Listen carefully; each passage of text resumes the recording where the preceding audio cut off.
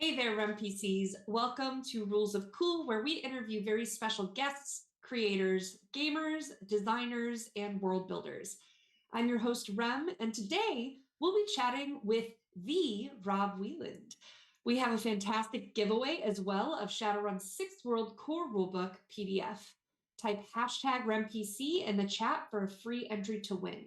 The drawing will be done at the end of today's episode of Shadowrun Emerald Glitch, which is called Beep Boop Beep, coming up right after Rules of Cool. You can also get bonus entries by donating bits or subscribing.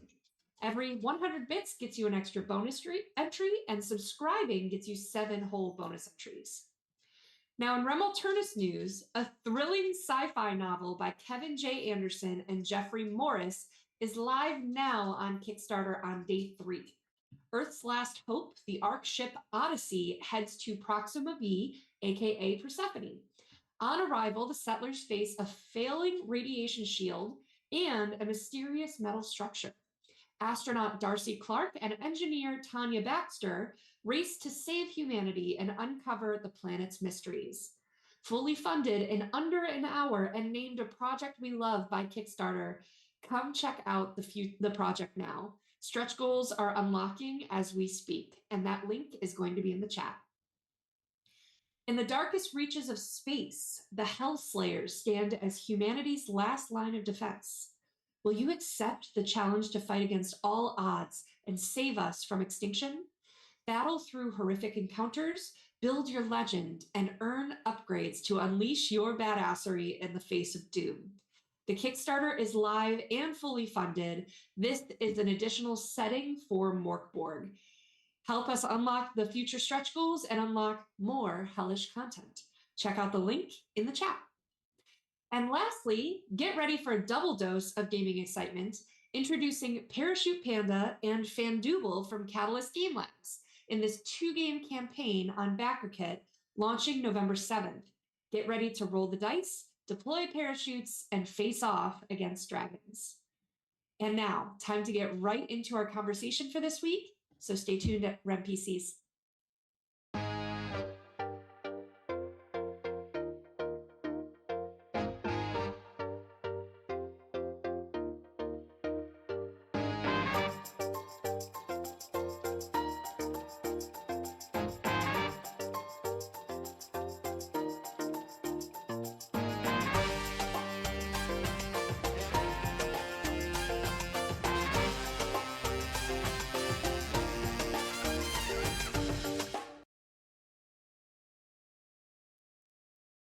Welcome back, everyone, and welcome to you, Rob. Welcome back. This is your second time on the show.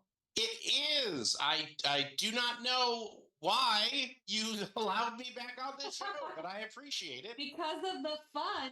We already pretty much put on a show in the pre-show, just geeking out over GameholeCon. Indeed. I'm hoping that we have some time to do that some more toward the end of the show. But I want to get through the important stuff first. Sure thing. So remind our audience, it's been a while since you've been here, and my favorite question to always ask is, what is your history as a gamer? So how'd you get started? A brief version was I was a mall rat as a kid. I got into the Choose Your Own Adventure books, which led to the Lone Wolf game books, which led to the Star Trek Starfleet Tactical Combat Simulator, which led to Top Secret SI, which led to Shadowrun, which led to a variety of games. We can stop at Shadowrun. Well, Shadowrun was the first game that I ever really fell in love with. That was the game that for many, many years I would literally just buy a new book and read it for pleasure and just enjoy all of the shadow talk and all of that stuff. That's how I got into it. How I got into the industry was writing fanfic, of all things. I was writing fanfic for a 7th Sea tournament that was taking place. The idea being that if somebody put a specific card in their deck, you would write a story about that person. And so there were people that were doing bounty fics that were basically, if you put your card in, we'll write a story about this person. And I joined in, and then I had a couple of, because I joined in, I had a couple of, short little stories that I then sent to the developer at the time, and he liked them, and then he introduced me to the line developer. And after that first conversation, I was like, so, I'm on this book, right? And she was like, actually, you're on the next three. So here's what you should do. And it rolled on from there. Wow. So I can find you on the inside cover of 7C now? You can find a lot of my work from the Swashbuckling Adventures era, which Cool. which Okay. was the dual statted 7C/D20 sort of semi continuation, semi spin-off. During that OGL era, it was very complicated. But that was the first line that I wrote for. I did do a ton of work for Shadowrun 4th edition and a little bit of a hangover into 5th edition as well. But we were like ships passing because I joined in 5th edition. We should get you back on some Shadowrun. We'll have to see. The and then I've just jumped around the industry since then. Cool.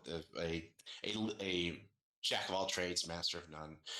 My most recent work has been for Renegade Game Studios and their Hunter and Werewolf lines. Awesome. So I keep telling everybody I had a summer of werewolf because it was just gig after gig after gig after gig. That's so cool. That's so cool. That's awesome. And it's funny because I met you because as I was looking around our various platforms for marketing and stuff, seeing your name with Nerdist and Geek and Sundry and Forbes and stuff like that, you do a lot of writing. That was an interesting period because that kind of came around when I was starting to kind of burn out as a game designer for a little while. But I was lucky to be able to know enough people so that I could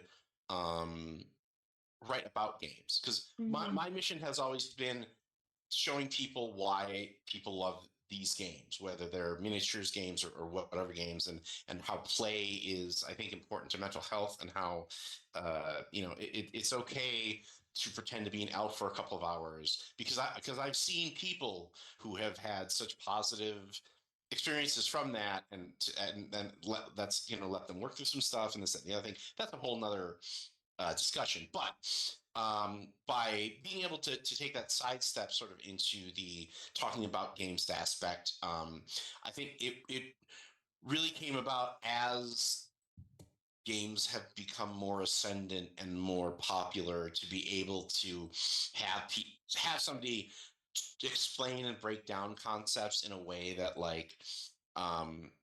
that they can understand, even if they're not into these games, to have somebody to go, okay, like, I know your son wants you to get into D&D, or wants to get into D&D. Here are the books they need. This is why they need them. Here's some expanded things that they might be into, and this all goes back.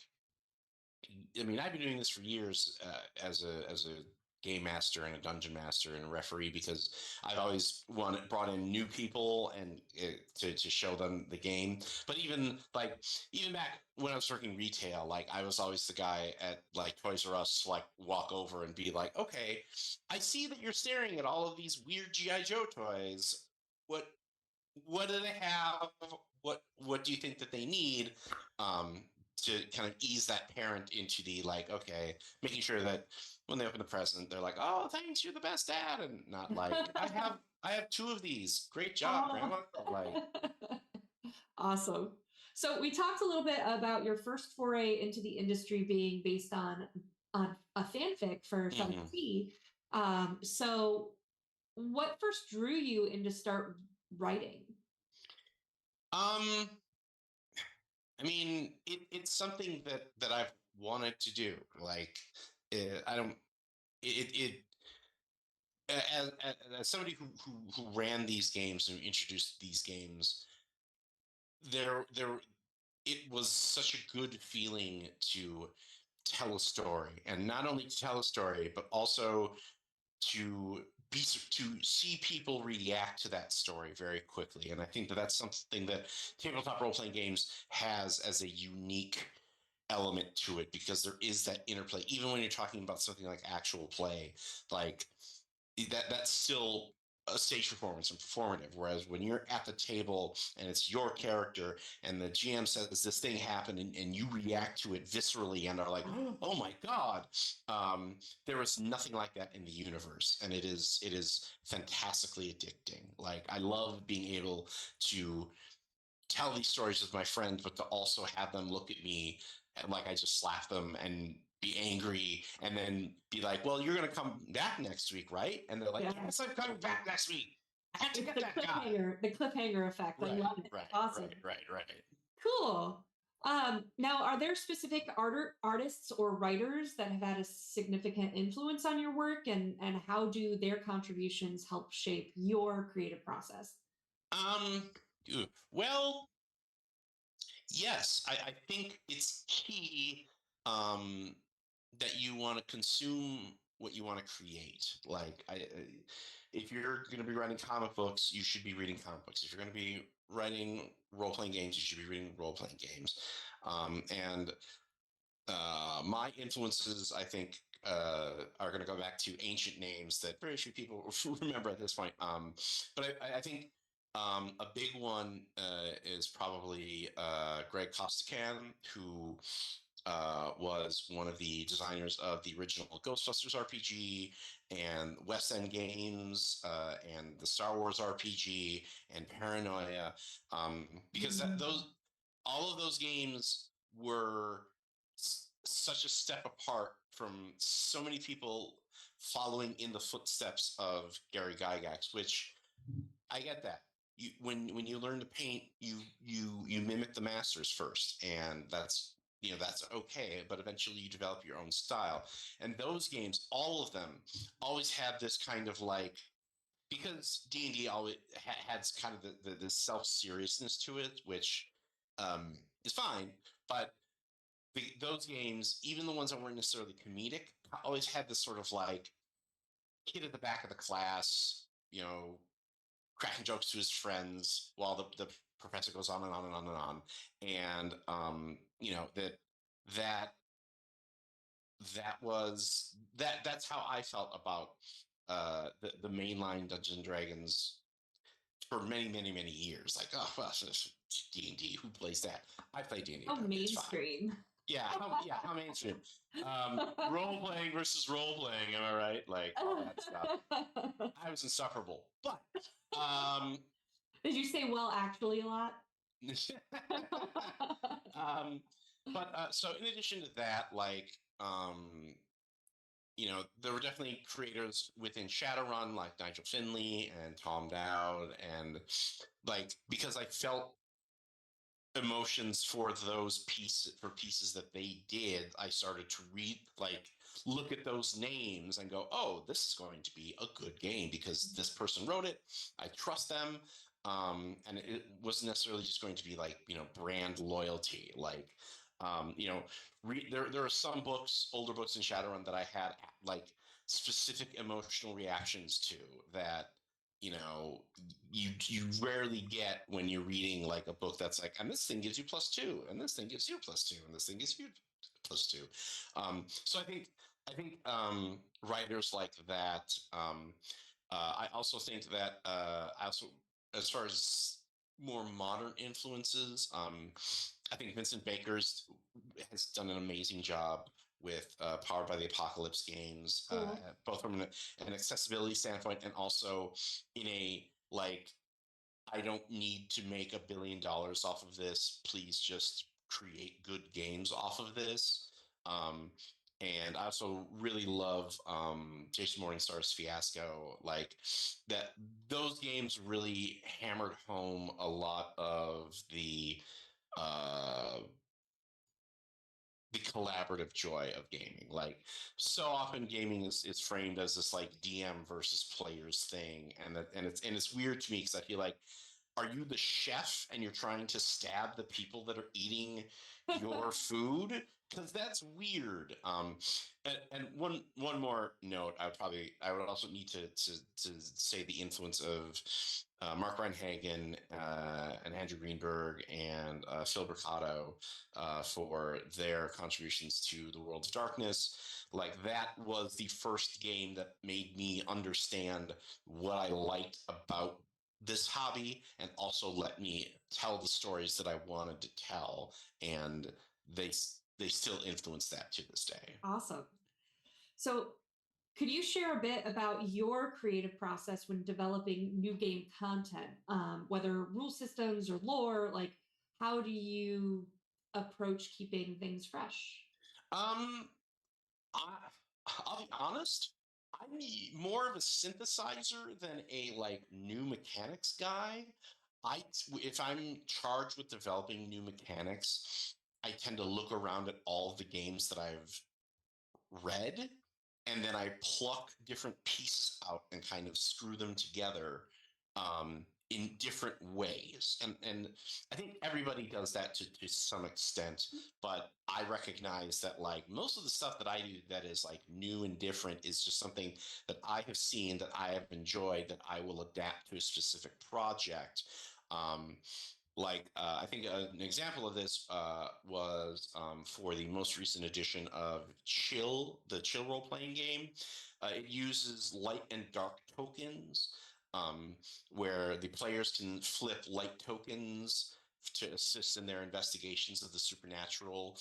And then when they're dark, the GM can flip the dark tokens back to the light, but that's what they use to fuel the evil powers of all the monsters that they're hunting.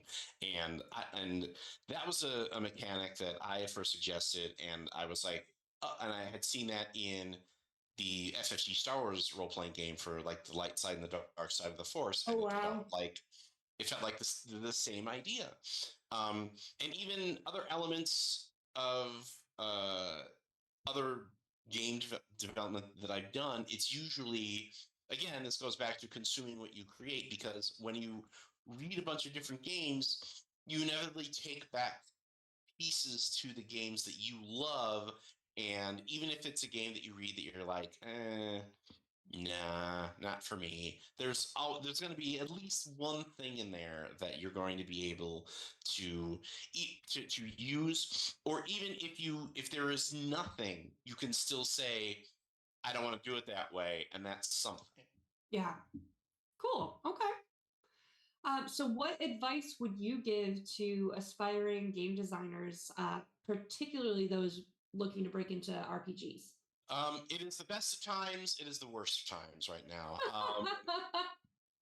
The the advantage is that I have never seen it, the barrier of entry to creating RPG stuff so low that all you need is the time and the energy, which is difficult to rally up, but that's going to be any skill that you develop. If you want to do it, you got to spend time doing it. uh, What? and you can and on top of that, you can now like monetize that stuff via uh, DM's Guild, via Itch, via so many things. And on top of that, there are so many um, games that have opened their arms wide to creators to make it easy for them to make stuff for them, like the Borg, the Mork Borg family, essentially, or Mhm. Mothership, or any games like that. If you want to create content and try to get your name out there, it is super easy for you to do that. But it is also that easy for everybody else to do that. Yeah. And so the key is execution over originality for me. Like, you got to show up and you got to do the work. Yeah. And if you show up and do the work and hit those personal deadlines that you've set, then when the opportunity arises and you see somebody saying, oh, hey, we're looking for authors for this upcoming adventure thing, blah blah blah blah blah blah blah, you have that piece right there and you can send it, and Yeah. hopefully that leads to the next thing, and that leads to the next thing. But that means that you've you've got to do it. And writing is fun and easy when the muse strikes and it's all flowing and you're just like, oh yes, ideas are everywhere like tomatoes. I will pick them and make a lovely soup. Um, but there are days where you still have to do that and the engine is not turning and you feel like crap and it is raining outside and your cat just threw up and there's so many barriers to that, but you still have to get 500 words out. Yeah. And I tell people that writing is going to the gym for your brain. Like you have to do it every day. That doesn't mean you have to do it at the same level every day, because sometimes you feel like you're at the top of the world and you can and do as many reps as you want. And some days you get like, a few sit-ups in, great. You still made progress towards that goal, even if it wasn't, super heavy. So take the time to allow yourself to be a little creative each day, and then once you have that piece, then you can show it to people, then you can monetize it. Or if you are afraid of how that will feel, if you put it out on itch and you're like, I made 25 cents, put it on a blog, put it on your website, put it on TikTok, just have it out there, because that will tell you that you're able to do it, and they'll also show other people what you are capable of doing. Awesome. Cool.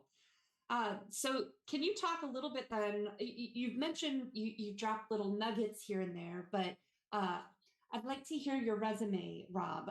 What can you talk a little bit about some of your past work and projects and?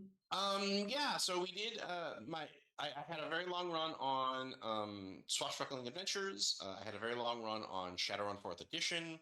I had a very long run. I've done a bunch of work with Pugmire. Ooh, I did I did most of the monsters in the first edition.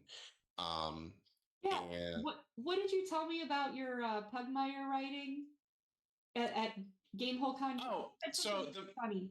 the most recent, so all of the Pugmire monsters, um, the concept behind them was, all right, let's do D&D monsters because this is still fairly classic D&D, but they have to have like a weird semi-future apocalyptic twist to them. So like, um, and that was a lot of fun to sort of re-envision, like, okay, if we're gonna do a troll, what's the like weird semi-future apocalyptic version of a troll? Is it like a robot, a thing, whatever?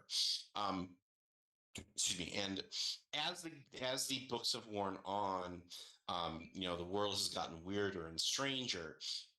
And the most recent book that came out was called Squeaks in the Deep, which is sort of their under dark book, and it focuses on, for player options, being able to play mice and rats. Um, it also delves into one of my favorite villain groups called the Cult of Labo Tor, uh, Ooh, who are these lab rats that have evolved to try to prove the 100 theorems of man, so that they can prove that they are the superior species. But in addition to those, we also I also got the mandate of like, okay, you know how you've been doing some like one or two really weird monsters for these other books? You should do them all weird this time. Like they should all be like, what? Like my goal in this phase of my career is to have at least one comment from the dev when I get red lines back that is essentially, what is wrong with you? that's Why the are one. you the way that you are? Um, because that, like, if I can affect a jaded professional developer like that, then that means that I can affect you and your friends at the table in the very same Love way. it. Love that. That made me laugh a lot. So, and I interrupted you. You made it to Pugmire and your Oh, adventures. I mean, I've been doing RPGs for 20 years, so it would take a long time to get through everything. The larger chunks probably include some digital line development on the Firefly role playing game that Margaret Weiss did a few years ago. I've also done brief stints on various games here and there. I think the most recent work that I've done was for Evil Genius Games. I did a starter set for their Total Recall license, and that was a ton of fun. And then I had what I've been calling my werewolf summer because I developed and wrote multiple projects for the new Werewolf the Apocalypse 5th edition game that just came out. A bunch of them are free web resources that you can just download and use with your game. But there's also a book that's coming out that has the story that I ran at GameholeCon for to raise money for the dog rescue charity. And it's a very classic story of you get your turf and then your weird stuff is happening. You've got to figure out what's going on and whether it's easier to, be nice and be diplomatic or just rage out and kill everything. So Totally, totally. Awesome. With all of this spanning all of this time and all of these IPs and all of these companies, what was one of your favorite projects to work on? Star Wars. Oh, I got to do 3 books for Star Wars Saga Edition, and like that was it's very nice when you get your contributor's copy and you open it up and you look at it. And I still remember the day that I got my first one and was just sort of standing in the game store staring down at it like but seeing my name under the Star Wars logo is something that it is a silver polished memory that I will have forever. that's pretty cool. And I even got to ruin Star Wars for somebody, which was nice. So I got to play both ends. We there so one of the things that I had to do were stat blocks for various signature characters, and one of these stat blocks was for Grandmaster Luke Skywalker, aka Luke at the height of his power, when he is, at that time he's like restarting the Jedi Order and all that EU stuff. And I had 20 levels to fill in, and because of the way the game is structured, you had to show your math. So I somehow had to figure out a way to cram hundreds of books and comics and radio things into 20 levels of Luke Skywalker. And I distinctly remember reading in a forum that somebody was very, very angry about it, and I took a weird sense of pride, like I ruined Star Wars, that guy. That's awesome. That's the next level. Like beyond getting on Star Wars, it's you're Star Warsing wrong. How dare you? Like you're right. I'm terribly sorry. That's so funny. I love that. Oh, cool. Cool. Star Wars was one of your favorites. Now, a little birdie named Tyler told me that you have some new stuff coming down the pipeline. Well, yeah. I mean, in addition to the werewolf book, which will be out in spring, I'm currently working on some articles for a magazine called Word Science, WYRD Science. It's a magazine that's out of England. So it's a small publication, but what I've really enjoyed doing for it has been long form articles. Because of the nature of web writing, you very rarely get to do a deep dive into a subject, and most of the websites that I write for are much more focused on either product reviews or product overviews or explaining concepts and things like that. So I've been doing long form articles for this magazine for almost every issue. I think I did one. And they range from talking about the political underpinnings of Root, discussing romance and sex in role-playing games with the author of Thirsty Sword Lesbians. Ooh. Then I did an article that the one that is going to be out in the next issue. It talks about paranoia and how it has stayed both frighteningly relevant and hilariously funny, even though it's 40 years old. And for the issue after that, the one that's currently in production, I'm going to be doing a deep dive on Pendragon, and how that has been influential to so many designers over so many years, because it's not a game that it's a game that focuses on the emotional components of your character rather than like, I have this many points in a sword, I have this many points in this. I mean, there are aspects to that too, but really whenever you talk about Pendragon people, they talk about the paired virtues and how that guides your role playing, and how it really shapes your character in a way that is far different than like, I gain 20 XP for killing killing an orc, you know.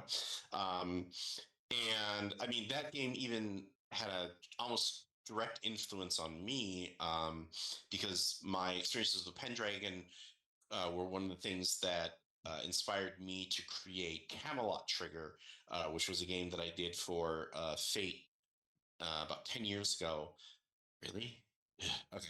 10 years ago, where I took Arthurian myth and giant stompy battle textile robots, smashed them Wow. together. And that came out of when I was a kid, being into battle tech, being into giant stumpy robots, but also reading Pendragon and being like, wow, this is really cool. I wish there was a way that we could kind of do these together. And it didn't really come together until I pitched the idea, and it turned Morgana into a giant floating moon head that coughed up uh, robots that were trying to kill Arthur and his mechanites. Like, you never know when those pieces that are kind of stuck in the file cabinet of your brain will run forward and be like, pick me when you're pitching things. So That's awesome. Oh, wow. And you have a Kickstarter you're involved in that's coming up? yes, there is a Kickstarter called "Do Not Adjust Your Set." It is a collection of setting agnostic horror settings, or horror adventures, cases, whatever you want to call them. It is being put together by Ecstasis Games and Chant Evans, who's a very brilliant developer who I first met at GameHoleCon. Ooh. And we've worked together on a few different horror settings and projects. And they asked me if I wanted to be a part of it, and I immediately said yes. And then when we were talking about what urban legend we wanted, because all the stories are going to be based on like urban legend stuff, like, you know, Diet Coke and Pop Rocks and the Slender Man and all of those things. And they asked me what I wanted to do, and I said I want to do something on Polybius, which is the supposed video game that was released in the 1980s that was a CIA mind control experiment, that was supposed to, like, the flashing and all the lights and sounds, you know, Wow. would program you. The thing that I'm doing went in a different, a slightly different direction. So instead, it is merely a haunted video game cabinet, where the designer uh, implanted his brain into the cabinet, as a spirit to basically like live forever. But somebody decided to plug it in, and he kind of escaped. And now it's like, hey, I like this new world with these modern rectangle things and these, you know, all this stuff. I'm going to hang out here, except the monster from inside the cabinet, the wireframe Cerberus, has also followed him out of the cabinet to try and bring him back. Uh-oh. Um, so there's a little bit of Stranger Things in there. There's a little bit of uh, what's the other? There's the video game is a little bit of Robotron, a little bit of Sinistar, and I think it's going to be fun to use for any sort of modern horror game, or even if you're playing a Kids on Bikes game, you can go back and play it, you know, back in the 80s with, like, you know, things from the or Tales from the Loop, or one of those games, because those Cool. games are also very popular too. Yeah. And that's coming to Kickstarter when? Halloween. Ooh. I'm working on the manuscript right now. I was supposed to have it in before Gamehole, but like everybody was kind of like, luckily both Chance and I were like, do I need to do this? And they were like, no, you don't need to do this. And I'm like, oh, good, thank you. Okay, I'm super busy. Um, So that's my next creative project. And then the Werewolf the Apocalypse stuff comes out in spring. Is currently, I should say, currently slated for a spring release because you never know. Lots can happen. Yeah, a lot can happen until then. Cool. So we've got about 10 minutes left, and I've been dying to get through all these questions so we can talk about conventions some more. I'll start out with this. So Rob and I were both at GameholeCon this past week. So I'm going to start my question out with what is your favorite convention and why is it GameholeCon? Well, it is GameholeCon because it is just the right size. It has garnered enough attention from industry people that they show up to it, which means that you can hang out with them. But unlike other large conventions like your Gen Cons and your Origins and your PAX Unplugged, there's no like super running around. Oh my God, I'm so busy. I'm going to die. Blah, blah, blah, blah, blah, blah, blah, blah, blah. So when you meet these people and can talk to them, you have time to do it. In addition, you also have the ability to play games with people, and that's something that the irony is that the more of an industry professional you become, the less likely it is that you're going to be able to play games, especially at a convention, because you're doing other stuff. True. So I got to play 7 games this past. and look how excited she is! Like 7, this many. But in addition to that, you also get to play games with people and show them the stuff that you wrote. Like I get to run all of these things that I've worked on and run it with people who don't know me and who are completely like, coming into it blind. And it's always fascinating to watch how people look at the scenario that you've, written and how they charge into the ways that you expect it, and also how in the ways that you're like, I never would have thought that in a million billion years. And beyond that, it's also it's a convention that has a lot of good things to do that aren't necessarily things that I'm into, but appeal to a lot of people. Like it's another True Dungeon location. I got to do that. What did you think of it? Aha! I've asked you a question now. Ah! It was my second time doing True Dungeon, and I think it's a lot of fun. But I definitely, at the end of it, get the addictive quality of pulling out all the tokens, and like I was immediately at that point, my like goblin brain was like, "Can we do it again?" I think it's fantastic, and I think it's one of those things that, especially if you have like a dedicated group of people, is a blast. And I'm so glad to see it outside, just because it's another way to experience this, the dungeon crawly thing and aspect of it. I'm terrible at it. I don't think I've ever gotten past like the 3rd room, but I have made my own fun at True Dungeon. That might be a story for another time. Ooh, yay! Because that's the story. That's the story that I always like. And here's the time that I almost got punched at Gen Con. Wow! Oh yeah, I cannot wait for that story. You'll have to check out the Patreon for that one. Cool. So what else? You mentioned True Dungeon. Other things to do at Gamehole?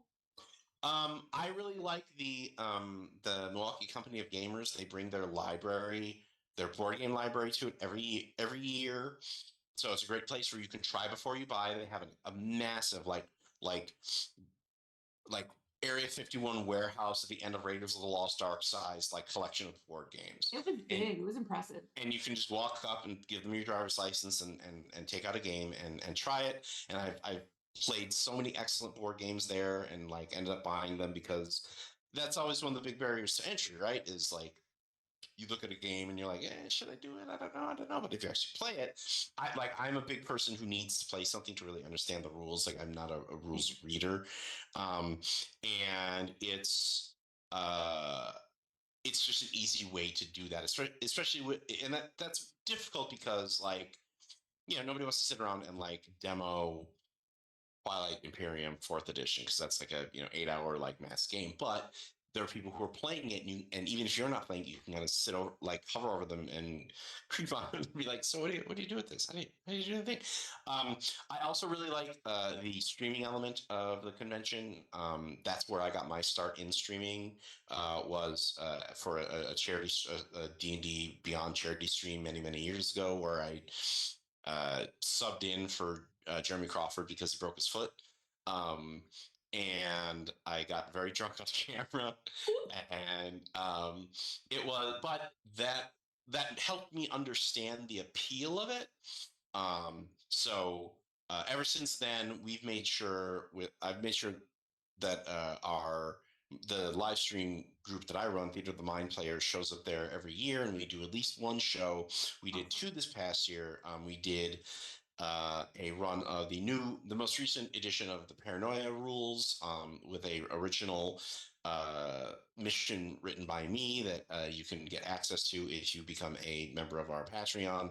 And we also ran a massive game of The Extraordinary Adventures of Baron Munchausen, um, with a mix of my crew and a bunch of these special guests, and we were able to raise over $500 for a local LGBTQIA community center, that, like, I have a very weird mutant power, but it is good to use it to do actual good in the world, and being able to do that, and have everybody come up to me afterwards and be like, "We're doing this again, right? We're doing this again next year," Oh.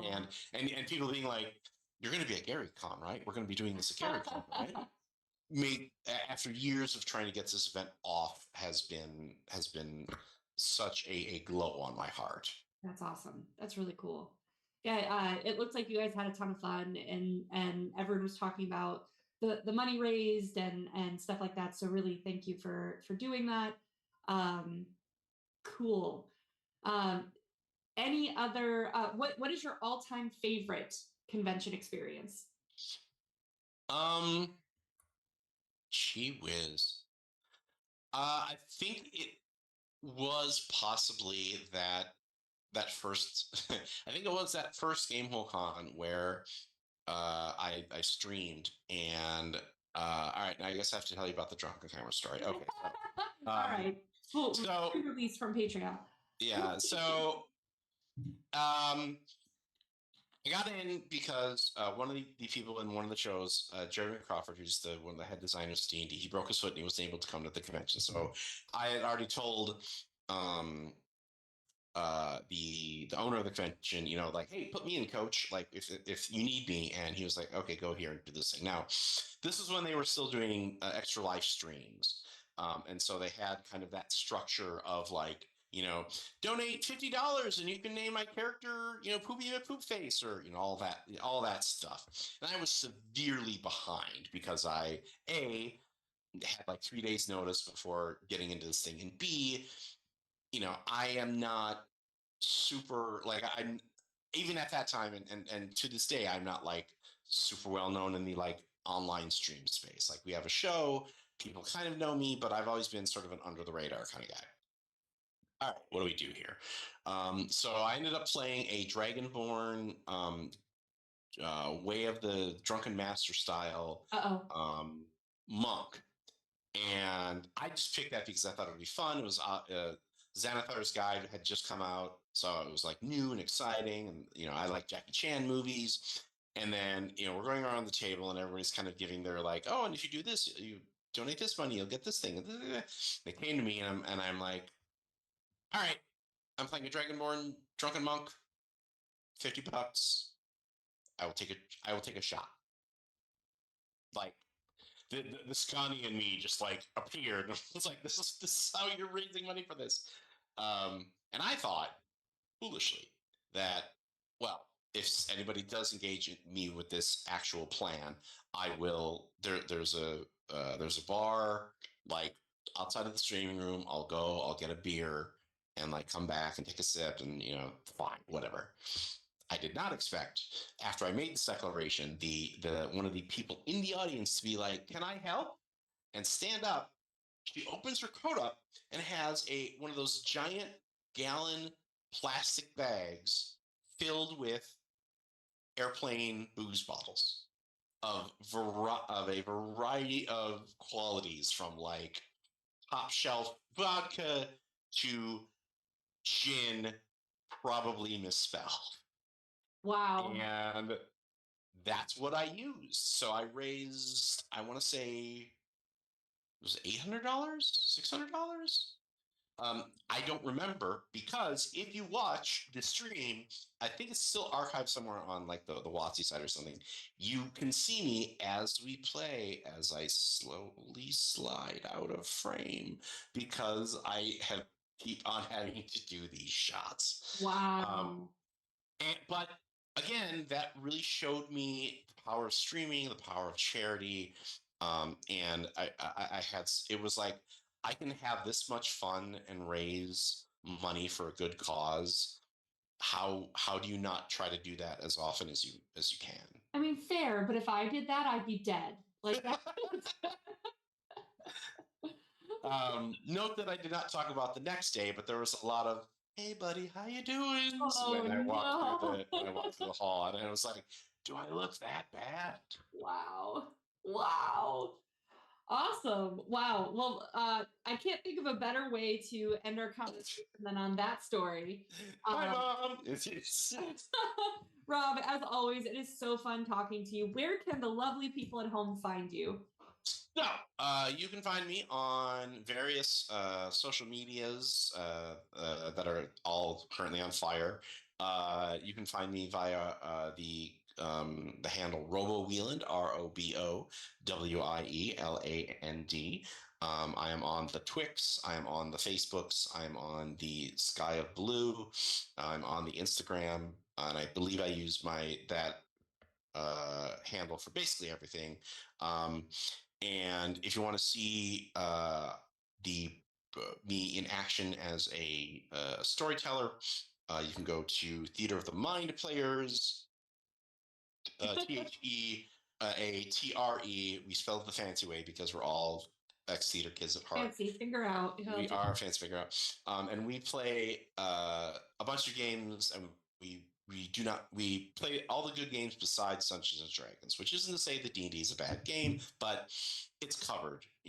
Apparently there was that sellout at Wembley Arena this past week. Yeah. Like they don't need the help, because there's a wide variety of RPGs that are out there that are amazing, that are Like Shadowrun, that are full of great stories and great experiences. That we often get a lot of feedback from people who are like, I have my group that will only play D&D, but I bought this game and I watched you play it for the first time, and I showed it to my players, and now they want to play it. And that's like, that is the mission. That is the goal. That is what we're doing. Right now, we are in the middle of an amazing playthrough of Star Trek Adventures. And the two things that I really love about the playthrough is, one,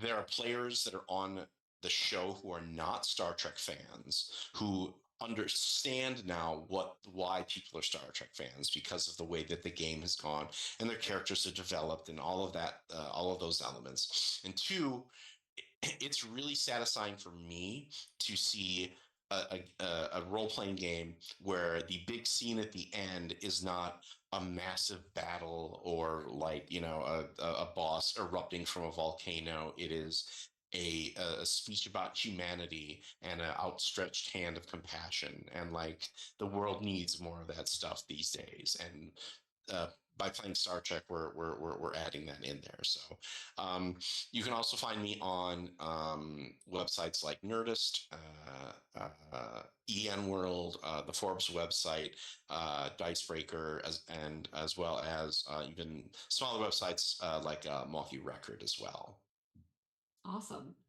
Awesome. You do so much, Rob. It's so fun to catch up with you anytime I see you. So thank you. Yes, I'm so tired. Awesome. Well, we are getting close to time for Shadowrun Emerald Glitch. So thank you again for your energy and all you do for the gaming community. Don't forget to stay tuned, because we have one more announcement coming up next.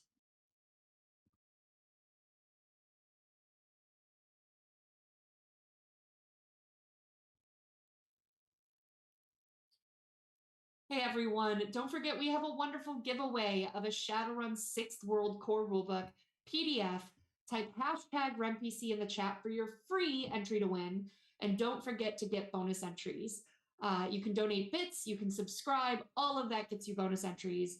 All funds help us to pay our cast and crew and keep producing content. So thank you all for joining. Now on to our episode of Shadowrun Emerald Glitch. Beep, boop, beep. See you there, RemPCs.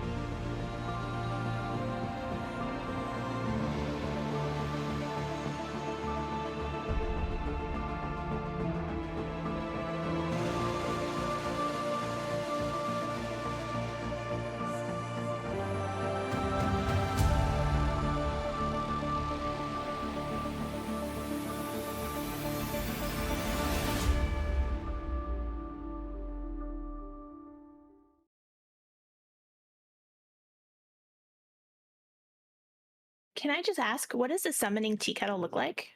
Oh, a summoning tea kettle. It is made out of cast iron that has been painted ritually with symbols in blood, obviously, that are then coated and shellacked over so that they don't flake off, that way it can last for centuries.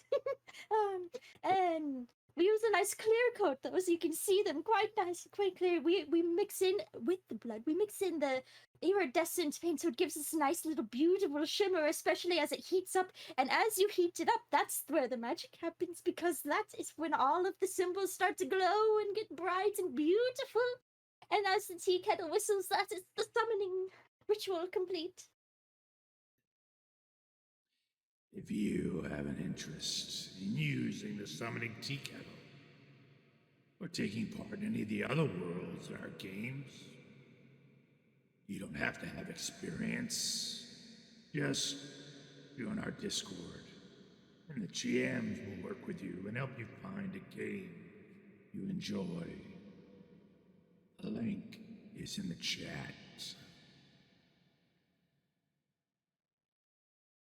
Ready to level up your cosplay game? Check out the Geek Forge on Etsy. With a variety of props to give your photos that extra spark, you'll find just what you need. Hold magical fire in the palm of your hand, or take a potion to restore your mana. With a large variety of colors, you can choose your own magical flavor for your cosplay. Bring drama to your photo shoots with these vibrant props and more, all available at the Geek Forge. Are you ready to level up your cosplay?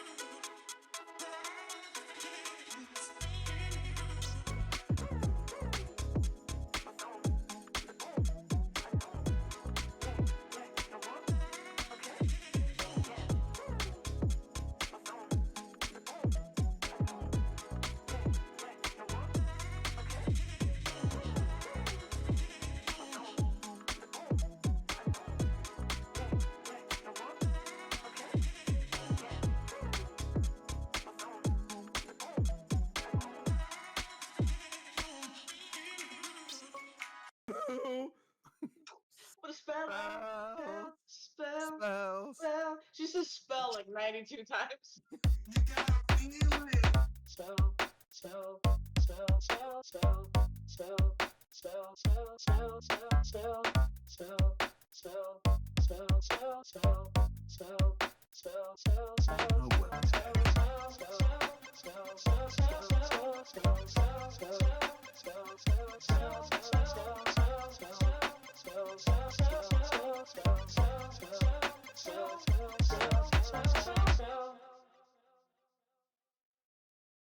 You get to play with us now, which is so exciting. So with channel points, bits, and subscribes, you can give rewards to the player of your choice. So how to do that is, no, not Bob.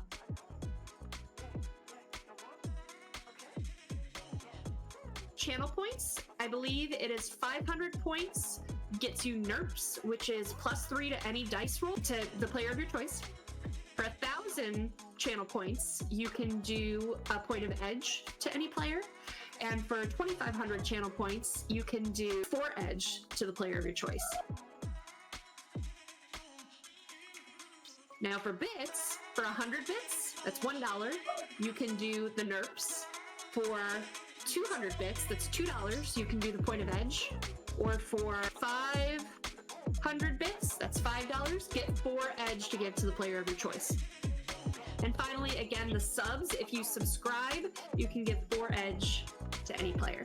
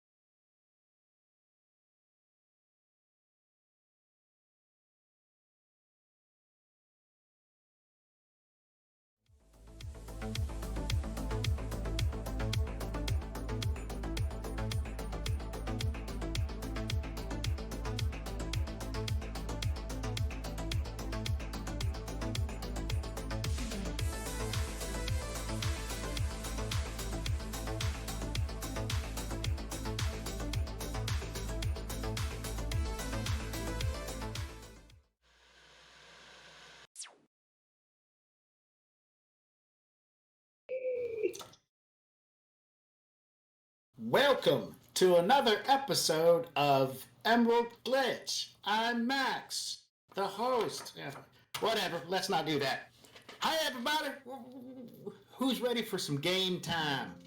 I know I am. I got dressed up in my pretty cowboy hat, so I'm going to chill out with the rest of you guys. I'm Max from Original Box Set. This is going to be the Emerald Glitch right before Halloween. And so we all got dressed up all pretty like. We got ourselves some people who are Sith Lord. I don't know what that means. Sounds kind of funny. Probably one of them boys from back east. We got Captain Hook from Peter Pan and Never Neverland. We have a tiefling. You know what that is? I don't know what that is, but we got one.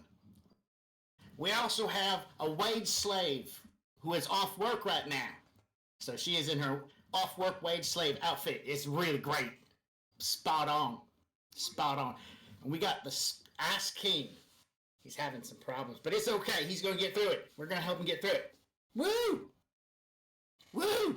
Yeah, got to get that woo in there, right? All right. Last we left off with our group. Oh, wait, we got to do stuff beforehand, don't we? What was that stuff we do beforehand? You know, the part where Nova talks about... Oh, giveaways. Yeah, so tonight we are giving away a PDF copy of the Shadowrun 6e core rulebook. Just type #RunPC in the chat to gain one entry, and you can get additional entries for every 100 bits you donate. And when you donate bits, you also get different things that you can contribute to the game. So for 100 bits, you can give one of us a NERP. That gives us +3 dice to any roll that we make. For 300 bits, you can give a player 1 edge, and 500 bits gives a player 4 edge, and you can really impact the game. So keep that in mind. Make it a little spooky tonight. Participate. Haunt us from the chat. Otherwise, for more entries, you can subscribe right now, and you get 7 additional entries. And the winner gets announced at the end of the episode, and you just need to make sure you keep your Twitch whispers on. So yeah. Heck yeah. You can also give those nerpy edgy bits to the bad guys too. That means I get to use them and roll. So like if you want to help them out because you're like, oh, I'm tired of these players, they're all being doofuses and whatnot, boom, let's sock it to them. So you'll be on team numero uno right here. All right. So yeah, I'm going to drop the accent because I don't want to do it all the rest of the night. Not that I'm lazy or anything, it just takes a little bit. All right. So the last time we were together, the party was at a hospital. The hospital was overran. Then they ran out of the hospital by jumping onto a hover-esque transport that's designed to lift large amounts of cargo up to the Emerald City platform. And it was stolen by Randy, who is the PMAX for Convoy. And so that's where we're picking up at. We're just going to transition from that to what happens next. And I gave a description of the platform to my players. I'm not going to give one to the audience because they get to interact with it. You guys don't. You just get to listen to what they have to say. How about that one? And so you guys, the platform is moving. You get to go in any direction you want to. You've guys seen a map of Seattle. You know where your hideouts are at and stuff like that. You're in control. What do you want to do? Who wants to drive? I reckon I better drive. Probably I will see if I can get to a command chair so I can get buckled in. Oh, yeah, definitely. And that, like I said, the chair doesn't seem to have been used in a while and has a nice little layer of dust. Even the fuzzy dice, which look like they're supposed to be white, are more gray than anything. So this thing has been running on an autopilot for quite some time. All right, I'll buckle in and see if I can get connected. Okay, not a problem. It doesn't seem to have a wireless interface that you recognize right off the bat on this ancient-looking console, but you do find the plug-in play version, and so you're able to jack in solid like that. The load in takes maybe about a good solid 5.5 to 7 seconds of actual load screen turning little spirally thing in your augmented reality before finally some heads-up display starts popping up and some windows appear, and then they individually start loading in.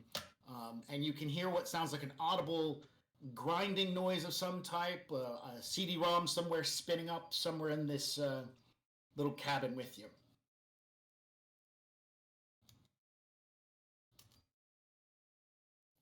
On our pan, I will let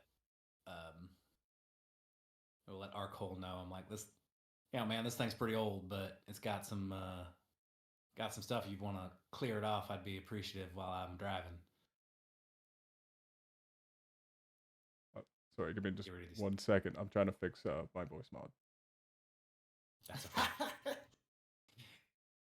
All right, so you give a call up for Arcole at this point in time, and he's like, and he responds, I'm busy right now, hang on. You have no idea what this boy is doing. Right now, he's busy. That's fine.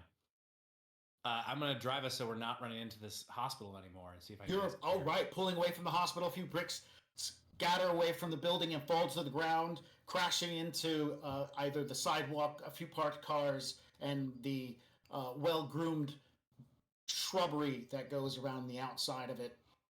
The clatter and the noise is definitely accented by the sounds of sirens as the blue code has definitely hit its crescendo, and your rig is going off letting you know that, hey, the cops are on their way to this location.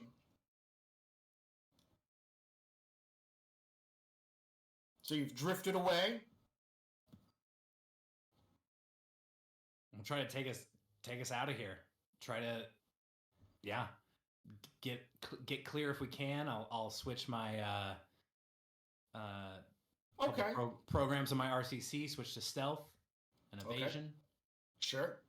So right now, the only thing you're picking up is ground police vehicles heading in this direction. They're generally coming from a southeasterly direction and a southwesterly direction toward the hospital. This thing has no detectability for air vehicles. Even though it has the necessary matrix hookups to be able to do a bunch of stuff, it does all these little loading windows tell you nothing as far as it goes for what's flying around you. So you have no idea if there's anybody flying around you or flying towards you. So you can't use them as hey, let's not go this way. But you know not to go generally southeast and southwest. And I will go north. All right. Turning the giant vehicle toward the north and heading in that direction will be taking you more toward the actual underside of the Emerald City and toward downtown. Perception checks from everyone else. And if you don't remember how to do that, you should have on your character sheet a little button that allows you to do it. And you're just going to use your intuition because you guys are on this craft. And so you can look around and see what's going on.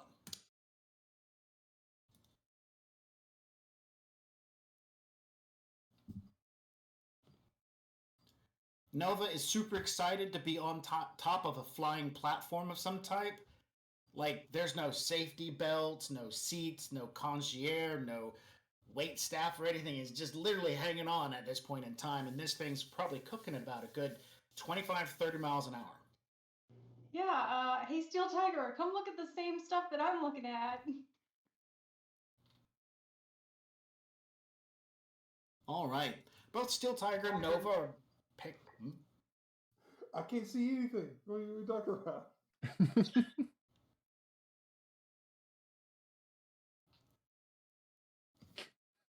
Both Steel Tiger and Nova are currently taking in the sights. As Beth Arcole, you don't get to roll. You're busy. Oh, fair. Not busy anymore, but I'll stay busy till next turn. You can converse with Convoy here in a moment. TS, you on the other hand, while they're enjoying the sights, this is cool, the city and everything. You're aware that turning north is not a bad choice as he's taking the vehicle in this direction. But you know that there's an aerial perimeter around the actual Emerald City itself that is guarded by drones, and so getting too close to that thing could be dangerous. Now, of course, there's like a distance between the downtown area and the actual city itself that you can buzz through if you needed to be safe. But more toward the west or where the bay is at, you can see some inbound vehicles, 3 of them, and a small device that's attached to your comm and sits on your hip is currently blaring out a dock wagon alert, asking for a reconfirmation of your level of safeness. You've already shut this sucker down once, but now it's turned itself back on. That off first. Mhm. That is like, and I'm gonna do that, and I'm gonna kind of like, I feel pretty casual about this, but I'm gonna stroll towards the front, and I'm gonna like lean on the seat that Convoy is on, and be like, so what are you gonna do about the drones around the city? Right now, Convoy has a literal like line coming out from the base of the back of his spine, or his neck, and it's like plugged into the console, and so he's kind of just like back. His eyes are closed, but you hear a message of his voice through your comm that says, "Oh well, I reckon we'll just have to drive careful and go around." But I'm pretty. I'll be honest. I'm kind of blind here. This is old tech. Yeah, no kidding. And I kind of flick the dice that are hanging from the rearview mirror.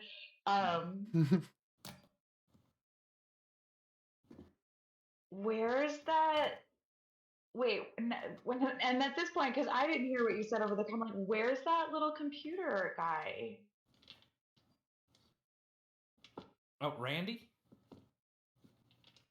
I don't know. There was this little computer. We were both being carried by that big, strong lady. They just talked about me. I am. Oh. I also wasn't putting that together. Oh, you. Sorry. I reckon you mean our Cole. Yeah, is that what he's called? Where is he at? I don't know. He's busy. He's not responding to my messages. Well, you just hang tight, and I'll see what I can do about that. Oh, hello. What's the computer boy? Hello. What was Arcole busy with? He was making sure that any digital audio chatter wasn't going too far. Let's say from our pan. Squashing some signals. Yep. Got it. And so as they're coming up to Arcole and just and trying to get his attention, his eyes are still just glazed, just fully like immersed, shooting down these, making sure that we're semi-silent, not like completely down, but. Do you have like headphones on or like?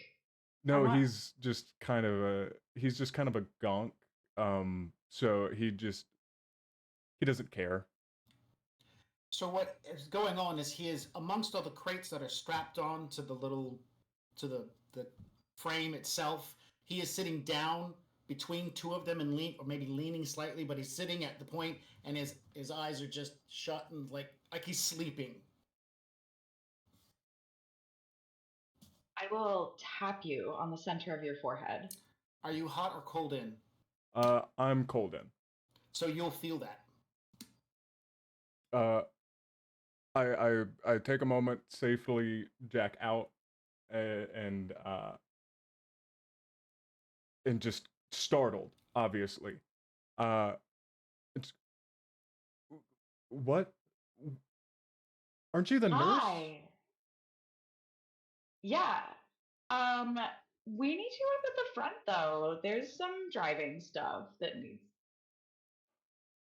All right, to all right. happen. And then our Cole gets Gross to take over at a limited extent to try to keep us silent. Okay. All right, let's go see what they need. I got about 5 or 6 missed calls from Convoy. That must be the fella that's sitting in the front seat. Yeah, he sent me to get you. So he's having a real hard time with this heap of junk. It's so old. Have you ever seen anything this old? My God. Well, and Do it. Say it. he just got. Well, we do have one other. Sorry, Chris. Yeah, at this point, Steel Tiger, after that, it's going to look at Nova, like, with a shifty eye, and then look back, and I'm like, you've seen tech just as old.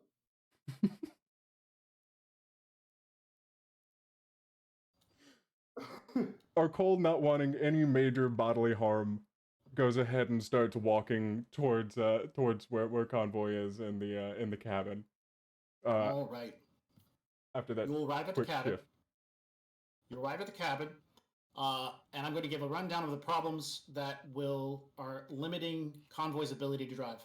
There are cameras in all directions to allow the vehicle to see well. All of them are filthy, and that's because there has not been a driver on here to maintain it. The computer doesn't need a driver. The computer just goes from point A to point B. So unless you hit autopilot, then it's just going to go back to wherever it was supposed to be going and doing. It's off autopilot, so the cameras are dirty. The next thing that's important is there are damaged pieces around the vehicle that allow you to control the thing. Pump housing, well, not pump housing, the pump itself. There's a relay circuit, and then there is finally a guidance system that's damaged. So 6 cameras, 3 pieces of damaged equipment. What does this mean for you guys as far as it goes for the uses of the vehicle? That's some electronics rolls, some repair rolls, or just getting out there and spit shining a lens so that he can see out of it. In the meantime, he's going to be rolling at -6 dice to control this thing in any way, shape, form, other than go slow. Now, to kind of add on to that, there are 3 incoming aerial-based vehicles. They are not drones, they're definitely vehicles. Helicopters that haven't identified themselves and have no icons on, which means, for those of you who are seeing an AR, they've turned their icons off so you have no idea who they are. So most likely it's probably security corporation of some type, or maybe it's your friends, your long-lost friends or something. You don't know, but they don't have any icons. And they're headed this way. So, as a group, what would you guys like to do? Steel Tiger's going to look to the group and like, do you guys have any friends that aren't here?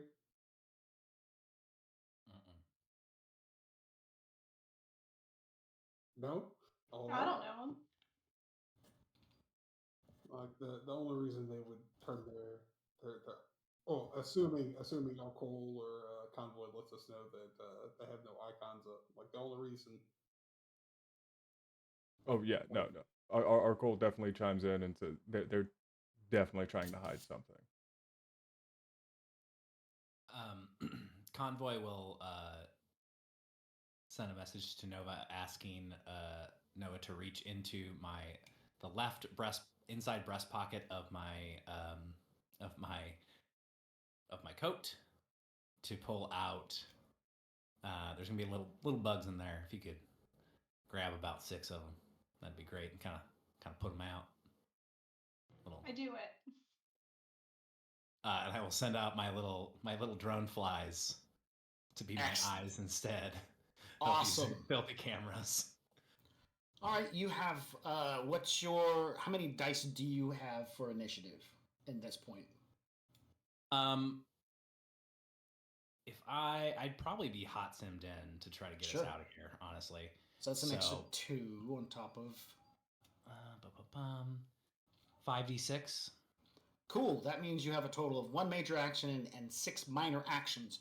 With 6 minor actions, you'll be able to tell all 6 drones to take up tactical or really good positions at the old cameras. So within 1 round of doing that, you will be able to get visuals and reduce your negatives from a -6 down to a -3. So as soon as Nova releases these guys, they spread out and start going all over the place, and you're able to get a better view of this thing and what's going on. And you do see the helicopters that are heading in this way. They are not armed. but they are definitely in some sort of stealth mode. The cameras allow you to at least get visuals enough to see that they have no mounted weapons. So most likely they're carrying a high threat response team of some type, and they're looking to get into a location and get out. Unfortunately, that location is either where you are at or behind you. You wanna hail them, Convoy? I will definitely share that information. Now, I reckon maybe we should be quiet and hope that they're going to the hospital, not towards us. And if they are coming towards us, I reckon y'all better get ready. He unslings his rifle and he starts loading IX into it. Okie dokie. All right. Any other drones that you want to deal with? Because you still have some actions left, or do you have any other drones? I mean, I've got Goose, but Goose is in rough shape, so Goose is gonna land, and I'm gonna put Goose in a safe spot on the. Sounds good. Yeah, that All or right. if I think I can just send Goose home, I'll send Goose home. But that's your call. I don't think I can. I think he'll find a safe spot inside. Sounds good. All right, Steel Tiger, you're loading your rifle up with X rounds. Anything else you want to do in preparation of these guys arriving? Nope. Nova? I just have my guns ready. Are you still firing Steel Tigers rounds, or did you load up your old rounds? Steel Tigers. Okay. All right. Arcole? Do we have any indication that they've already noticed us? No, you have zero indication. That would be a judge intent roll.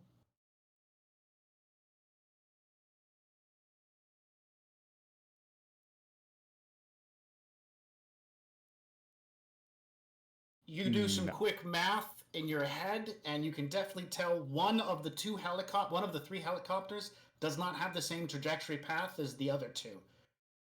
If that deviation between them continues to expand, yeah, one of the helicopters is heading towards you guys, while the other two are headed toward the hospital. That's just an assumption because you can draw fancy geometric lines and shapes in the middle of the air. The trajectory. If I don't believe that it will do us any good, then I probably won't get us running completely silent. If I believe that they've already noticed us, by any means. The vehicle that you're on is not silent. It definitely has an icon running, and the vehicle itself is loud, as any large vessel is going to be close up. So those two things are definitely working. One's working for you, one's working against you. Both of them working against you. Never mind. And so there's only so much silence you can do. Convoy could turn off the icon, but right now he's focusing on a variety of other things. And he's just spent all his minor actions getting his drones in position. He'd have to sacrifice a major action to do that. I gotta use my major action to drive. Yep. You have one major action or two? If I used I had to use all my minors, so I wouldn't be able to convert minors to it. So correct. So you have one major action, which is to drive. And we'll get to that in just a second. Last but not least, Techno Siren. What do you want to do?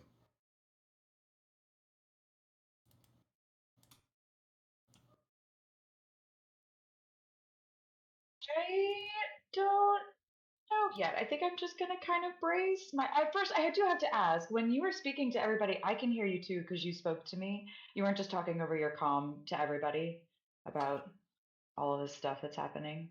At some point, and you don't know when, you were brought into the pan that is being generated by the little tech guy. Very personal cool. Very network. He created a personal network and brought you into it. You don't know when it happened. And remember, this is the same little tech guy that your friend said, yeah, this guy's really good. I can't stand up to the stuff he can do. And so she just kind of disappeared in the background and is waiting in case she's needed to step forward to help you. But in the meantime, she's just hiding. So this guy puts you in his protective bubble. And so everything they say and do on text message versus via comms and stuff like that, you get. Okay, great. That's good to know. I think that I'm just gonna hold off and try to just stay quiet and see what happens right now. Okay. All right. In that case, I may as well go ahead and get our icon hidden, if anything. What is it? Just So, what is your attack value, your attack rating for your deck on your character sheet? Attack rating is what we're after. So 15. Yes. Is it 15? Yeah. This vehicle has a 4 in its defense rating, so that gives you at least an edge there. It's antique, so that gives you another edge. So that's 2 extra edge for you to work with for the rest of this scene. You're just gonna need to make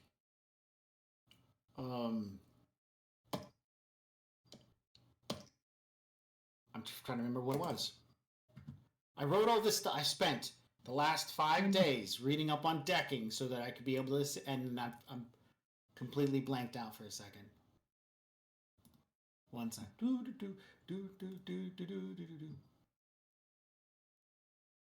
Okay, so you want to make it run silent. To do that, you need to spend a minor action and take control of it by putting yourself as the user. You got to make yourself a user. That doesn't mean you're an actual user, you're just faking it. Mm-hmm. To make yourself a user, you either brute force it or put a backdoor in. It's probably going to be faster just to brute force it. Then that is exactly what I'll do. Cracking and logic. Correct. And its willpower firewall is going to be 4, 6, and since it's a machine, it doesn't actually roll dice. It just takes a success for every 3 dice it has. So it's got 2 versus whatever you get. 5. So not a problem. You are able to make yourself a user, and therefore it's a quick check to make it run silent, which this is not a dice roll. It's just something you flip a switch. Mm-hmm. If somebody tries to perceive you, that's when you make a test. And that's your willpower and your sleeves versus their electronic intuition. Done. So, silent. Now as a minor action, so you still technically have other things. Anyways,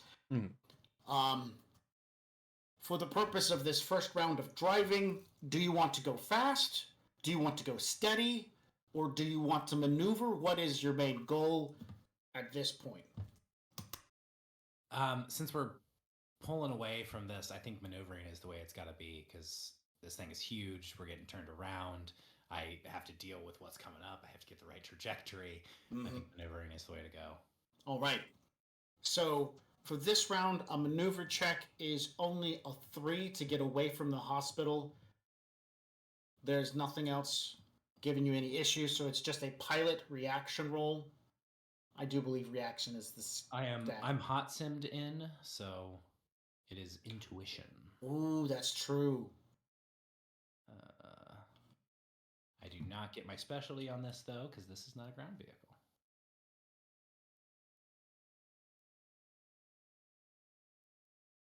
Really? Wow. Okay. I need 3. You need 3. Remind me. You failed by 1. Edge comes back between these, right? Did we get our edge back? No, you do not get your edge back. The scene has... Oh, wait. Yes, we have changed scenes, so you do have your edge back. Okay.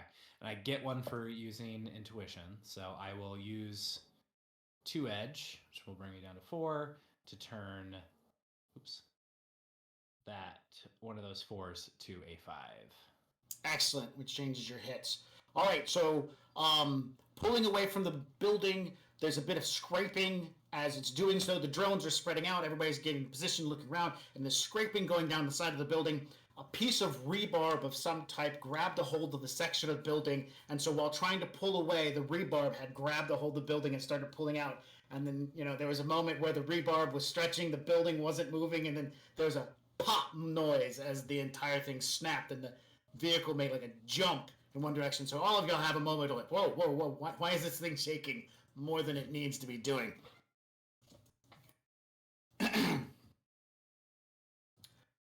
So, that's like the first getaway. Now this is the second round of maneuvering to get away from the building.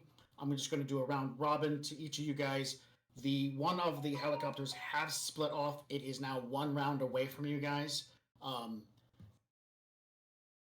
We'll start with Nova. I'd like to hold. Well, I like to hold and then just confer with Steel Tiger what we're gonna Okay, then I'll move quickly to Steel Tiger. Well, if these guys looking froggy, I guess we should probably take them out before they do anything crazy, right?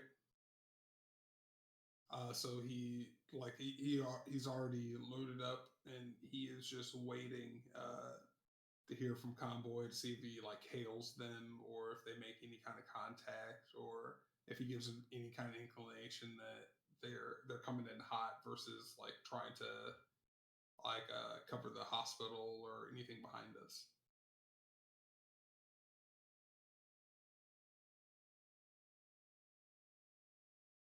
Is that making sense? Am I It does. Oh, okay. All right. So, and you communicate this to Convoy, or is this just what you're waiting for, and you're hoping that Convoy can reach No, him out? I'm saying this out loud. I was assuming that Nova asked me a question, so I'm like, yeah, I'm already loaded up. I'm just waiting for the word from Convoy. All right, Arcole. Still battling the little icons. Just trying to. All right. Make a Matrix Perception, Arcole. We're looking for a Electronics Intuition.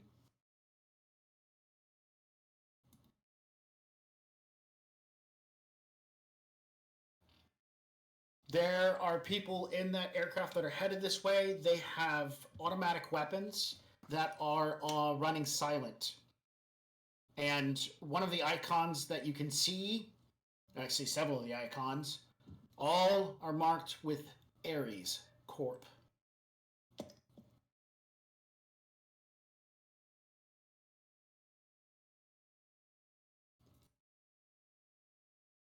They have active icons, or their guns are online, and they themselves are wirelessly run in. Now, of course, the safeties are on, so you can see that from this distance, but that doesn't mean anything because somebody with a smart gun link can just think about it, and the safety comes off. Anything from the mage at this point?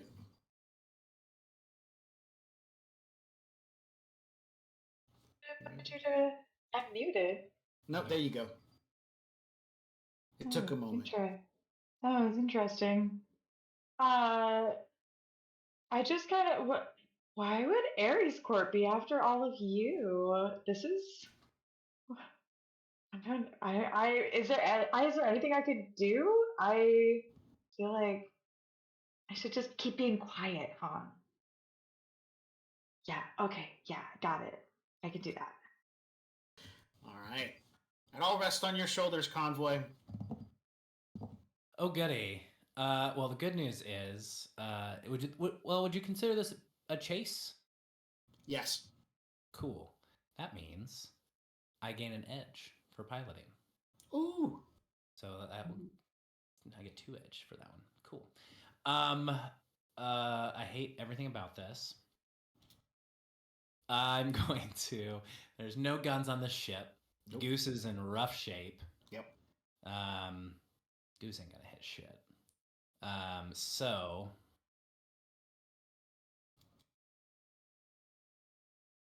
I am going to use a minor action to change. Since I'm hot simmed in, I'm going to take off maneuvering. I'm going to turn on my, I think, electronic warfare. Mm-hmm. Let me see. Sorry, I got to pull this up, make sure I'm doing the right thing.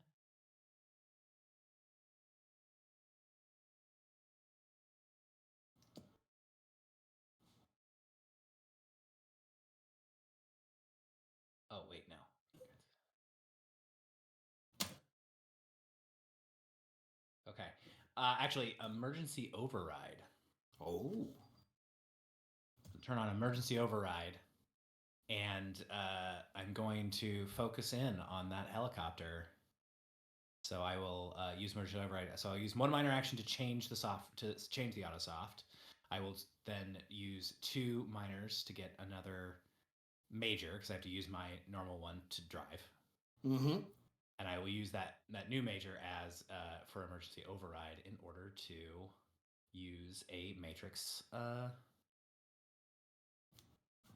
Grants the ESOP benefit of the matrix attack rating for the spoof command matrix action. It only applies to vehicles and drones.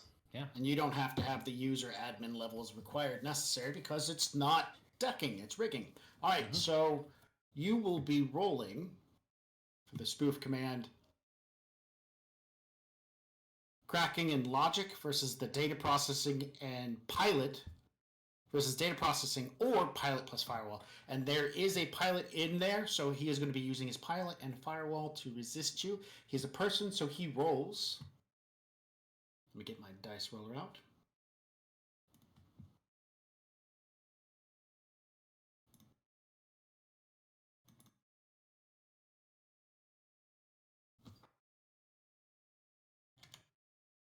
All right. 5 successes. Oof, no. All right. So you wind it up, pitch, your program spirals over, hits their security protocols, and fizzles. Yep. All right. I tried. And then I'm hopefully going to put us into a position, now that I know they're coming for us, I'm going to, knowing where Steel Tiger and Nova are, I'm going to position them so that they can get a clear shot, basically. The way this barge is designed, they can easily climb up, over, and under things to easily get into point of view to see 360 around, as well as look over the edge. So they have a lot of cover because of all these cargo crates. You don't actually have to turn the vehicle to give them any benefit. You can turn the vehicle to block incoming attacks and stuff like that. And that's what I will do. All right, so you're not focusing on moving, you're focusing on maneuvering. No. I'm going to try to get us moving. I want to get away from here so these other 2 helicopters aren't near us. That's a fair point. All right, so as far as movement goes, do you want to do like just a normal move, or do you want to push the system in some way, shape, or form and make it move faster? Let's just move it normal for right now, because I don't know what this helicopter's going to do. All right. So the engines maneuver, the maneuvering engines do its thing, and then it starts traveling about a good 30 miles an hour away from the hospital. The helicopter comes in at this point in time, and the moment you hit its wall, its firewall, with that little spoof attempt, emergency icons, Arcole, that you can see, as well as that you can see Convoy, immediately pop up going, somebody just launched something at us, because that's what you're seeing. And the helicopter comes to a point where it now is going to swoop around behind its...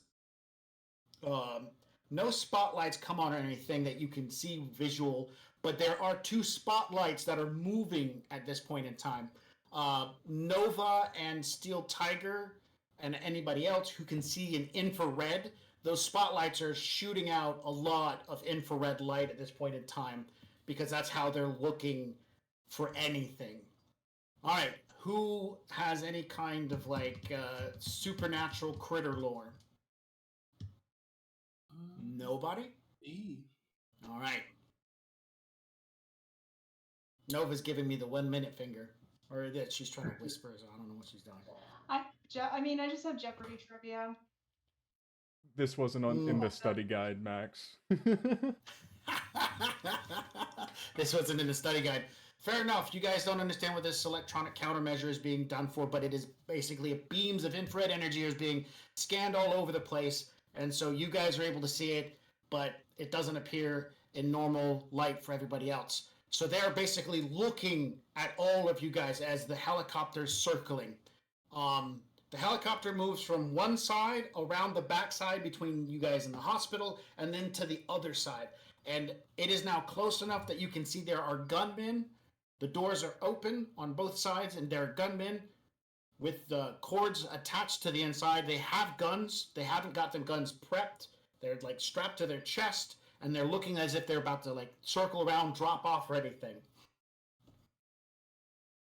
And are they oriented down, like not at us? Yes, the guns are oriented down across their chest, not actually being held. No, I mean, like, are they scanning down? Like, are they looking like they're about to jump out of the helicopter, or are they looking at us? The people have helmets on, so you can't tell what they're looking at, but they are definitely looking toward the vehicle that you're on. While these infrared spotlights do, like, both of them cross over to Nova for a moment, then cross over to the cockpit and where scan that for a moment, then they move over to where the nurses in our Cole are currently standing at, and then they kind of like start scanning around the rest of the barge.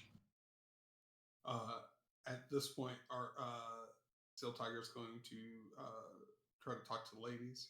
It's gonna, Nova, have you ever engaged helicopters before? Maybe once. Okay, so you know where to aim? I was gonna actually ask you if you've ever been skeet shooting before. Oh, skeet shooting? No, I typically don't shoot for sport. Oh, but do you get the concept? Oh yeah, shooting stuff in the air. Obviously. Okay. Convoy, you tried asking them if they were good or bad, right? Like what their objective was. No, our Cole said they were coming at us, so I was just getting us out. Find out what they want. Definitely be a good thing. And young lady, Steel Tiger, because he still doesn't know. Oh yeah, we still don't know his your name. Yeah. So young lady, how are you in a fight? We're gonna find out. That's for certain. Have you ever dealt with any kind of paramilitary folk before? Absolutely not. But I'm so excited for the opportunity. Where should I shoot them? He's gonna look at her like she's a sweet summer child. Like, oh, like because like deep inside he's like, no one should be excited for this. But like, yeah, just stay behind us and keep your head out the way. No. I want to get in there. You gotta, how do I shoot it and make it go boom? He's gonna take a look at you and like, do you have any guns on you? These. Oh my goodness. He's gonna take out a pistol and he's going to hand it towards her. It's like the Browning doesn't have a lot of oomph this far away, but if you aim about 4 inches below the rotor capacity, you should be able to penetrate. And like so, he's pretty much telling her to shoot a foot or so below the rotor, like. So you take it out the sky. Anything on the top. Okay, I got you. Okay, yeah. Steel Tiger, one step closer to adopting someone every session. But wait, do I have to use this gun? I've got zap. I can zap them. Using his limited knowledge of magic, he's worked with other mages before in the past. He's like, typically like stun bolts, if that's even a thing, or like whatever voodoo thing you do doesn't quite. All right. We're gonna pause there because that's a lot of talking. A lot of stuff is going on. The vehicle's flying. You guys are having a conversation. Arcole, you were fighting off signals and stuff like that. So Arcole will see it happen. Nova, who's kind of like watching this going on, will see it happen as well. The 2 infrared things on the front immediately flip together, like in unison very quickly, and then icons start appearing on the guns of the guys as they're pointed together at the back end of the transport. And the helicopter shifts its point to not be pointing toward like the front where you guys are at, but back in the cargo containers. And you can see that from your point of view, one of the guys in the air makes a hand gesture, points his fingers, and holds up what looks like the number 3, and they start readying their guns, not towards you, but towards something near the back of the cargo containers. Hey, Convoy, can you talk to Randy? What was on this ship? All right, Nova, there's a person at the back of this platform amongst the cargo containers. You're looking down an alleyway. A guy walks out. He's wearing a nurse's outfit, and he's kind of like looking around, and then he looks down the alleyway, and he sees you. A nurse from the hospital's on the thing with you guys. No, I shoot him. I shoot him. All right. Roll it. Ares is on our side. Shoot something that's not us on this thing. Love it. There's a dude in nurse's outfit. I shoot him. Another nurse from the hospital. I mean, a 6 and a 7. This individual is not necessarily defending because he's currently being blinded. So he cannot defend himself. So these hits are full on. The damage is 9 and 10 respectively. And he can automatically soak one of those points because he's a bit tougher than the other guys. But he's not going to be able to soak all of it. And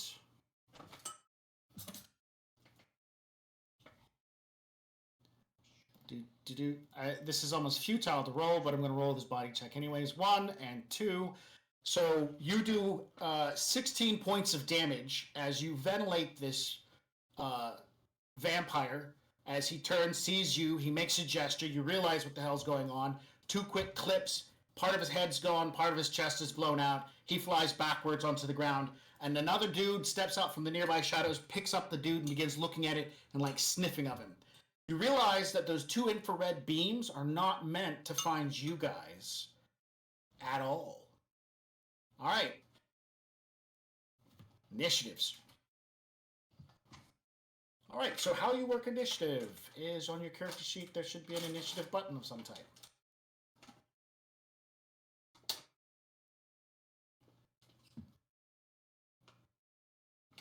You want to click your character token before you hit initiative. Oh yeah, probably done that.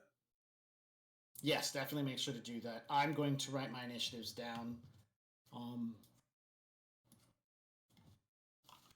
Do I have one? Oh my gosh. I just headbutted me. Woo! Just that was a good one.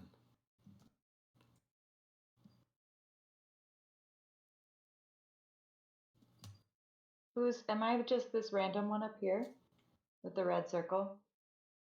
You do not have an icon yet because we don't have character art yet. Oh man. We're going to default back to the old wizard, the old spellcaster. So let me drop it down to the token level and let me give you, oh man. Why can I not control? Oh, I'm on the wrong level. There we go. Right click, double click, something. And we're going to change this to represent you.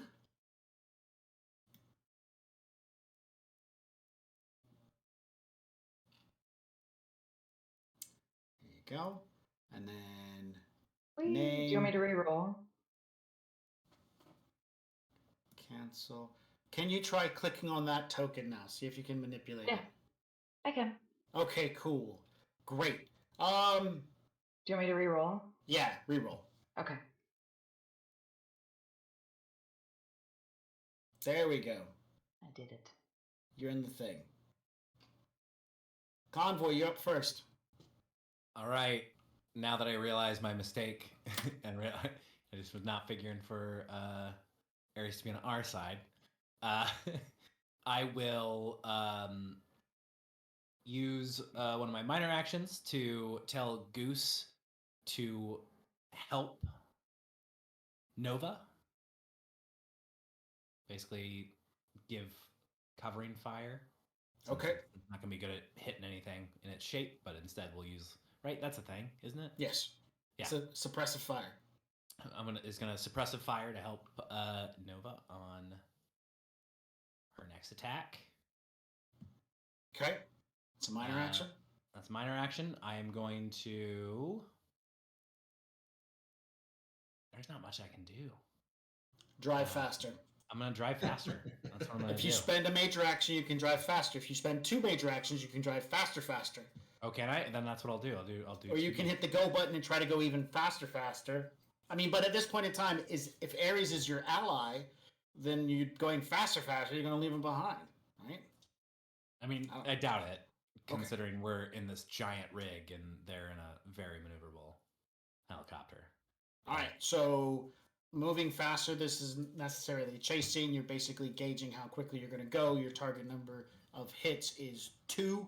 Every hit you get above that will basically accelerate you to the next group of speed. The vehicle can only top out at 3 per action. Cool. And I do want to be honest, there's still a -3 on this bad boy, right? Yep. So I did not account for that. It would not have mattered on my first roll, but on my second roll, that was one of the successes. So I will spend the 2 that I had in the chase pool to make it the 3rd success. So it's not, and we're back to normal. Cool. I just wanted to be honest. All balanced out. I vote that he gets an edge for his honesty. Maybe later. Success. So the vehicle speeds up and begins gaining some ground, 2 extra beyond what you needed to. The boosters light up, and because they're now lit, the back of the vehicle illuminates and shows that there is at least 6 targets on the back of this vehicle who have decided to jump ship with you guys. Yeah, you were still being followed. They were on the rooftop. They saw you. They were like, food this way. So anyways, Nova, you see one. And Goose comes running up alongside you and starts spray firing down the alleyway. Oh my gosh. Thanks, Goose. And I shoot again. All right. What is your attack value? With the guns. You are near. Or sorry, close. You're close. Yeah, it's a 10. Okay, their defense value is 8, so there's no bonus to edge. It's 4 and a 5, that's 9.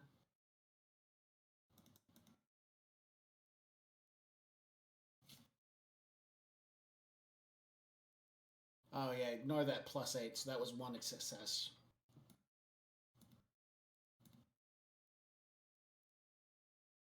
And 3, so that brings it from. So he's not trying to dive for cover. He sees you and he sees that you're a live target, so he's running right into the sprayed fire. That's supposed to reduce his defense. Doesn't matter. 5, 3 is 8, 7, and 3 is 10. That's 15. If I reduce, that would have got rid of that 1 success, but that would have got rid of 1 there, so that's 14. He makes his 2 bod rolls. None, so that's a full on 5 points of damage, and then 2 out of the 6 would be another 4 points of damage, 9. So this one as well, you put him down quickly. Is that all your actions? I also get a movement, also, but I'm not gonna move. All right, you're just gonna stay here, defend the position. Yes. Steel Tiger. Steel Tiger, after he gave Technosiren the pistol, and the guns start blasting. He's gonna look back. He's like, forget that center mass. Like he's gonna tell her to aim for center mass, and he's gonna step in front of her to like kind of shield her, and then he's going to let fly at the nearest vampire bro. All right.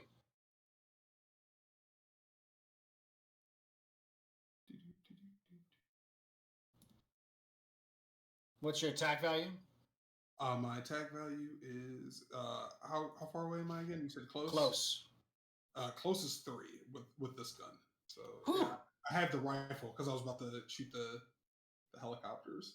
Right. Okay. So they get an edge because their defense value is an 8. And since you have a 3. Yeah. All right.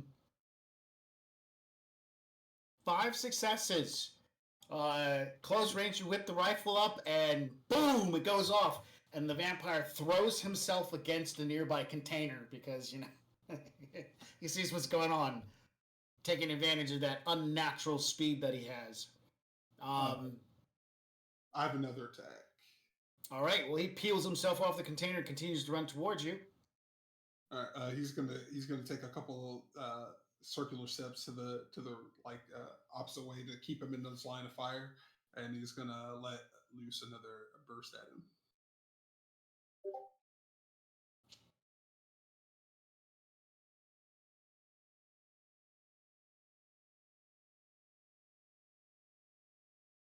He tries once again to throw himself toward the wall, but it's not as effective.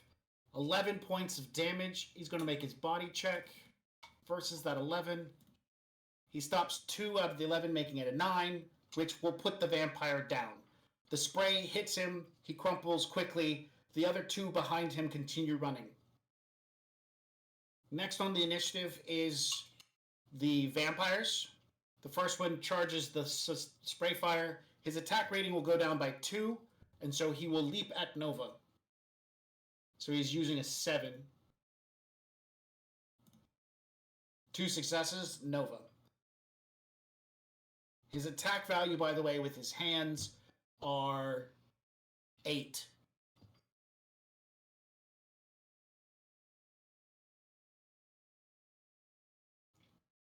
Five successes. You'll definitely sidestep him. All right. There's no spray fire going on where you 2 are at, and 2 of them, because there were 3, 2 of them have made it through. 1 going after both of you. So the first one is for Steel Tiger, 5 successes, and the second one is for Techno Siren, 3 successes.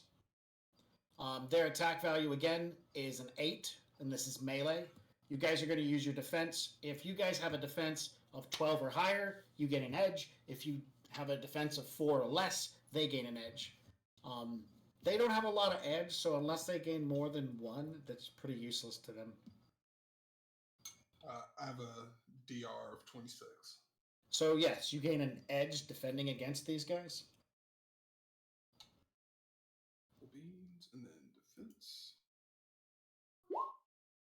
5 and 5. So yeah, you stop him as he leaps at you. You slightly step to one. You slightly just bring the rifle up and put yourself between him and it.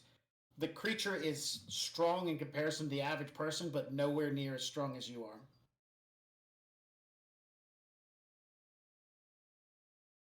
Keep your eyes peeled. He says as he's like wrestling with this thing. Techno Can you hear Siren. me? Now we Okay. can. That was weird. I saw that happen again. I don't know what's going on. So my defense rating is 10. Cool. Their attack rating is 8, so that means no benefit in either direction. Okay, so then I just roll. The defense button. Yeah.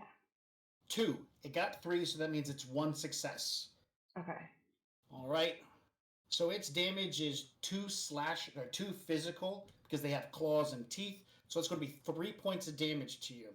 You're going to roll your body, which is 3, to knock off at least 1, 2, or all 3 of those. Okay. Oh no. All right. A critical glitch on a attack from a vampire means they bite you. Ah! Yep.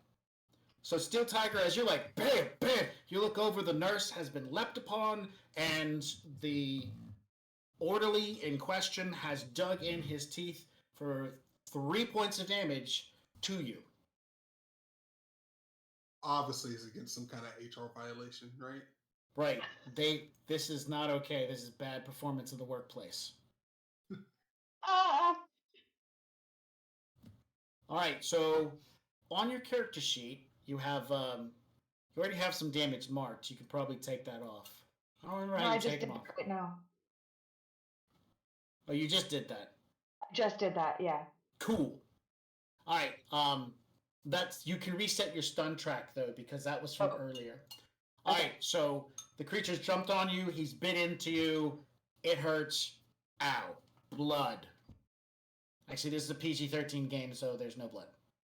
Oh, This is. It's just. I'm like a Sour Patch Kid inside. All right. Next in line is Ares themselves. So they go on 18, and they're going to take some pot shots at the vampires that are not physically engaged with you guys. That's going to be the first go-to. There are 2 left at the back of the vehicle, so they're going to shoot at them.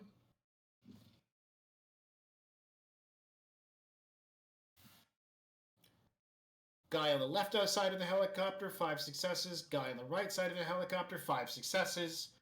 The vampires in the back are very aware, so they're going to... The attack difference is enough that Ares gains the advantage. The vampires make their dodge rolls. Oh, that's the wrong number.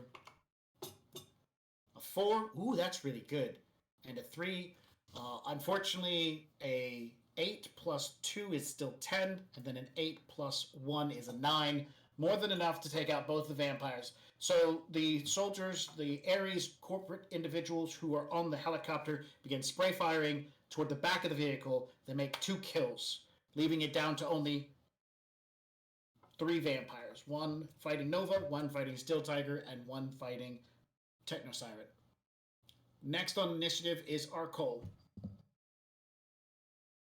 Arcole, given that he started off relatively close to Techno Siren, Yeah. I am going to make...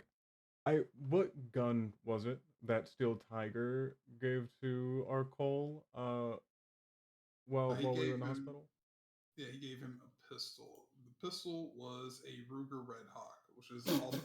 I have 2 of them, which is... I also gave one to Techno Siren. Which would explain why when he pulled the trigger, it shot out of his hands. Had a little oomph. Right now, all I have in here is my in my character sheet is this machete. What's the close damage? What's the close roll attack? on? 7. Oh. So you're pretty equal. Well, no the benefit one on in my either direction. the one on my machete is 10 close. Okay. Yeah, it's probably better for close range versus the heavy pistol that's better medium to long. Right. Well, while this vampire is currently occupied by Techno Siren, I'm assuming that he's bloodlusted, and Arcole is going to get as close as possible to this vampire's head away from Techno Siren. Sure. Okay. All right. So this is a replay of what happened last time, which I'm good with. Yeah. Oh. When it's the color yellow, it's when it's the color yellow. That's a glitch.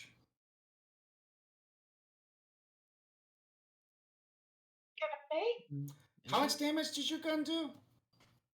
Yeah. It's 3 physical. 3. 3 physical. Yeah. Okay. I think it might be time for a break. Yeah, you know what? Let's go to a commercial break. Commercial! Bye-bye. Bye!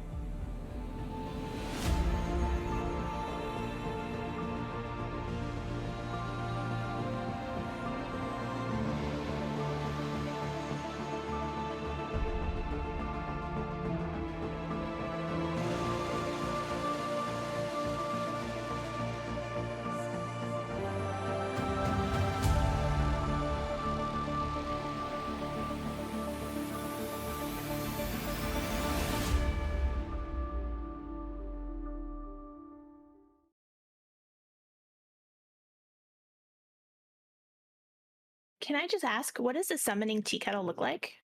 Oh, a summoning tea kettle. It looks. It is made out of cast iron that has been painted ritually with symbols in blood, obviously, that are then coated Obviously. and shellacked over so that they don't flake off. That way it can last for centuries. And we use a nice clear coat, though, so you can see them quite nice, quite clear. We mix in with the blood. We mix in the iridescent paint, so it gives us a nice little beautiful shimmer, especially as it heats up. And as you heat it up, that's where the magic happens, because that is when all of the symbols start to glow and get bright and beautiful. And as the tea kettle whistles, that is the summoning ritual complete. If you have an interest in using the summoning tea kettle, or taking part in any of the other worlds in our games, you don't have to have experience. Just join our Discord, and the GMs will work with you and help you find a game you enjoy. The link is in the chat. Ready to level up your cosplay game? Check out the Geek Forge on Etsy. With a variety of props to give your photos that extra spark, you'll find just what you need. Hold magical fire in the palm of your hand, or take a potion to restore your mana. With a large variety of colors, you can choose your own magical flavor for your cosplay. Bring drama to your photo shoots with these vibrant props and more, all available at the Geek Forge. Are you ready to level up your cosplay?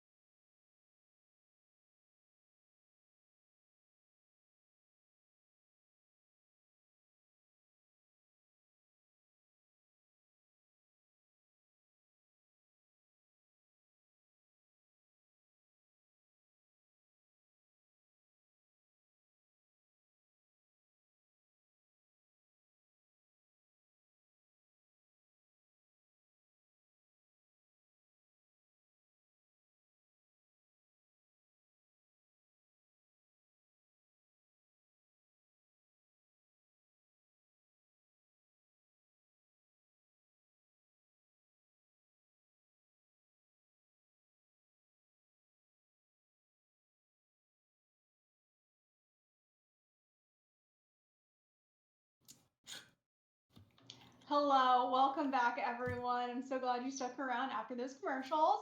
So, as a reminder, we are giving away a Shadowrun 6e core rulebook PDF copy. Just type #RunPC in the chat to gain an entry into this. You can get additional entry for every 100 bits you donate, and if you subscribe right now, you get 7 entries, and the winner will be announced at the end of the episode, and you'll be reached out to via Twitch Whispers. And yeah, do I need to go over what all the different bits are if you donate? Okay, cool. I'm not going to, but I'll do it next round so that, just to make sure. All right. There you go. The flechette goes off right next to Techno Siren and her assailant. It's loud. Like, while the two of you were wrestling and he has dug into you and you're trying to push, for whatever reason, you're not sure, this tech head walks up and points his pistol at the creature that's on top of you, but kind of like off to one side, and still down toward the deck of the vessel. And so when the gun goes off, bam, next to your head, it's loud, but when the bullet ricochets next to your head, it's even louder. Like, even the creature himself is kind of like reeled back away from you for just the briefest of moment. It's like, whoa! Because he just walks up and starts going, bang, bang, bang, bang, bang, and shooting the ground next to you guys. What? Arkol, just trying to play it cool, goes, and that was a warning shot if you kept on going. Still stirred. We're past warning shots as he's wrestling with his vampire. Techno Siren, it's your turn. Oh, wow. I can't hear anything, but I do remember that my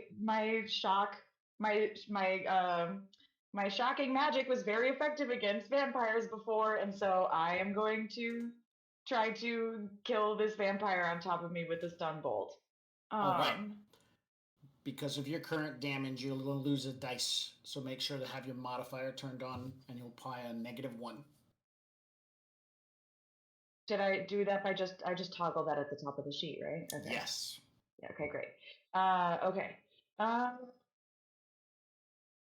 I also... Oh, I gotta do -1. Okay. Great.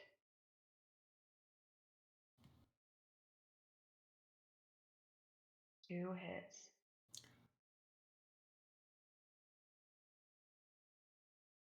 Okay. He's also deaf. So he's still going to defend himself, but he hasn't taken any damage. He's got 5 successes. So as you are free for a moment, you blast out your stun blast. He jumps back at this point in time because Arkol's yelling something. You're not sure what, but he's got that gun and he's wailing around. So at this point, the vampire is going to be like, hey, can you guys just wait? I'd rather fight the guy who actually knows how to fight over here. This one, I'll wait my turn. It'll be okay. That's a little too much for me going on here. No, he doesn't. He jumps back out of the way as the blast comes off. Seeing Arkol as the smaller, weaker opponent, he now has eyes set on your juicy neck. That's mine. Right. Stay away. Do I have to roll -1 on my drain as well? Yes, right? You do. Okay. You're fine. No stun. Okay. Yeah. All right. All right. Top of the initiative, Convoy. All right. Goose is at, I'm guessing, is that close range now that they've moved up to this one that is assaulting the nurse in Arkol? Yes. Okay. I'm going to use a minor action to switch that Yamaha Raiden to its shotgun. Mm-hmm. And I'm going to use another minor action to tell Goose to fire at that one. All right. Well, you're close right now? Is near better, or for as far as attack rating goes? Oh, wait. Okay. it goes close near, Doesn't right? it? Yeah, it goes close to near. And we're close, right? Yeah, you're close. Yeah. So that's why I switched to shotgun, because shotgun is better at close than the rifle. All right. Which is a 7 attack rating. No difference, no edge bonus. It's fine. I'm gonna make a check to see if it's paying attention enough.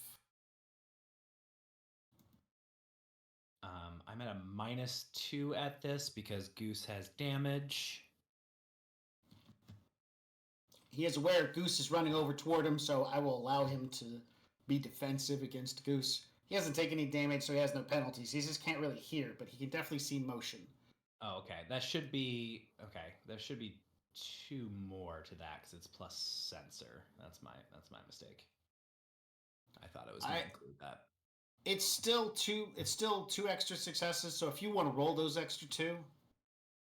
Sure, why not? Those real quick. Oh, there you go. 1 extra success. Do you want to spend any edge or anything like that to bump that 4 to a 5 and put us at 5 successes? Yeah, why not? All right. So you got 5 successes extra onto the damage. What's the damage of the shotgun? The damage of the shotgun is 4p. So we're looking at 9 damage. This will, if the vampire makes no saves with his body, it is obliterated. It made 2, so it's taken 7 out of it. It's 9. The leggy little drone rushes over, flips guns, and puts a slug. Is it a slug or buckshot? It's buckshot.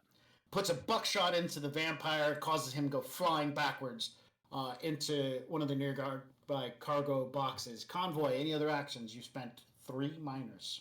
I spent 3 minors. I'm just gonna drive more. I'm just gonna drive more. All right. 2 is your target number. Every extra is going to increase the speed even farther. We need at least 6 in total to get to top speed. All right, I've still got a -3. Actually, can I? What is the other thing I need to do to get rid of this modifier? Repair a relay and an antenna. Is that a physical repair? Yep. Okay. It's not worth it. It's not worth it. Okay. Then that's just gonna be a straight roll. I get -3, but I get a +3 for my RCC, so it's just gonna negate. 5. Excellent. We are almost up to top speed. All right. Nova. Okay, so the vampire that was attacking me, Convoy's taken care of with Goose?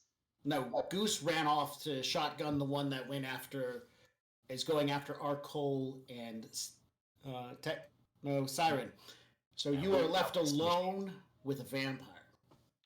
Okay, cool. I'm gonna shoot it. Go for it.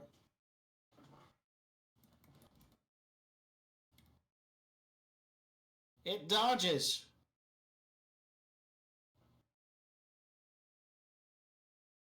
It doesn't dodge. And with that, I tell Arcole, hey, did you know that the flechette is French for meaning little arrow or dart? And sometimes it retains the acute accent in English. They have been used as ballistic weapons since World War I. Were you there for that? Cole's still backing away from this vampire going after him. You took the words right out of my mouth. He said he immediately, still panicked, goes, "It's crazy. You know so much about it. It's like you saw it or something." You know, I could use them on you. Damage is 7. The vampire blocks none of them. He's still up. He's got 2 left. Steel Tiger, you're currently in melee combat with 1, and the drone came over and shotgunned the other one that is going after Arcole. So he's going to do kind of like a swim move with the rifle. So he's going to kind of like bring it up over the arms of the vampire that's wrestling with him to kind of like rip it out of his hands, and he's going to try to finish off the vampire that's wrestling with Arcole and Techno Siren. All right. Before he goes back to the other one. I'm assuming it's still close. If it's still close, then it's only 3. Are you using like some sort of martial arts kata to? Oh, I mean, just Bash no, it? no, no. It's just basic, like like if his arms are. Oh, right. You're based. Okay, yeah. Then go ahead and make your attack. You are near at this point because of the range. He took. Is then Yeah, 14. he's near. So he's -2. Okay, then you have an edge because of near. He's lost 2 dice, so he's only rolling 7 as he stumbles forward. I'll he gets 2 successes.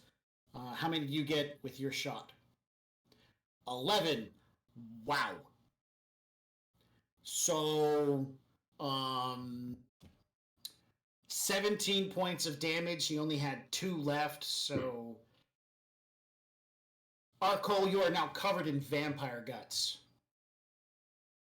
And then he's going to go ahead, like he's going to continue the motion. So he whips over, shoots this guy, and he's going to make another turn to face the one that he was originally facing. But now he has like a foot or 2 of space, and he's going to try to light this guy up.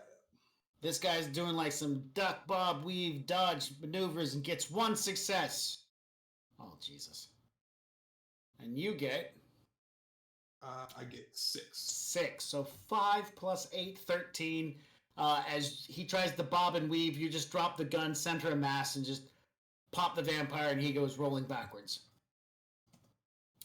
After your initiative... What's that? Like after he shoots the 2, he's like, "Is everybody okay?" Nova's currently fighting one herself. I don't think Techno can hear anything still. So it's just me drenched. Just better now. This is somebody else's blood. Thank you. All right, the vampire goes after Nova. He has taken some damage, so he loses 2 dice. Nom nom. Oh, that was the wrong one. Ignore that one. I didn't knock off 2 dice. It's the second one. 3. God, hit the button too many times. 3 Nova. 8. Yeah, not a problem. Pushing back, dodging to one side. He's not a very coordinated, but he has the supernatural gifts that come with his affliction. Although that's cool and everything, it doesn't make it give him any edge over you.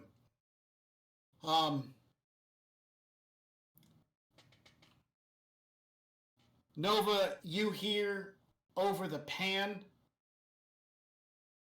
woman with cyberware, step back. You have at least a minor action. All right. Okay, so fast. 10 successes, the vampire gets obliterated by a shot from Ares. All right, that was over like their comm. That wasn't like in your comm. That was out of the speaker.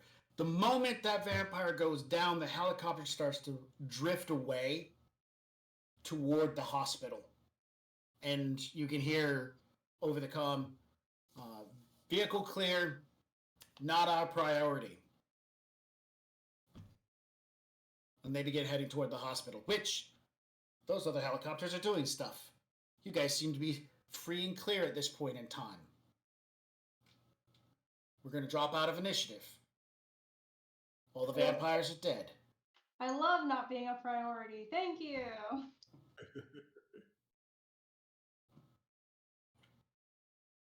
Both the nurse and our Cole are covered in blood.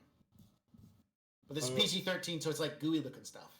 It's all like Nickelodeon slime. But our Cole covered in blood, but of course, like witness to what just happened, doesn't know nearly as much about this virus as Nova does, but knows that getting bitten cannot be a good thing. And he draws everyone's attention, trying to gather them up, be like, "Hey, cool. Make a logic plus biotech roll."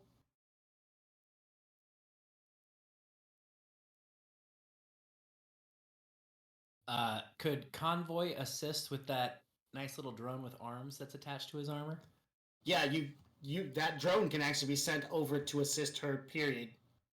In that manner, it'd be a minor action. I'll do just that. Okay. If I have a logic of 5, but I don't have any biotech. Then roll 4 dice. You're just defaulting. Okay.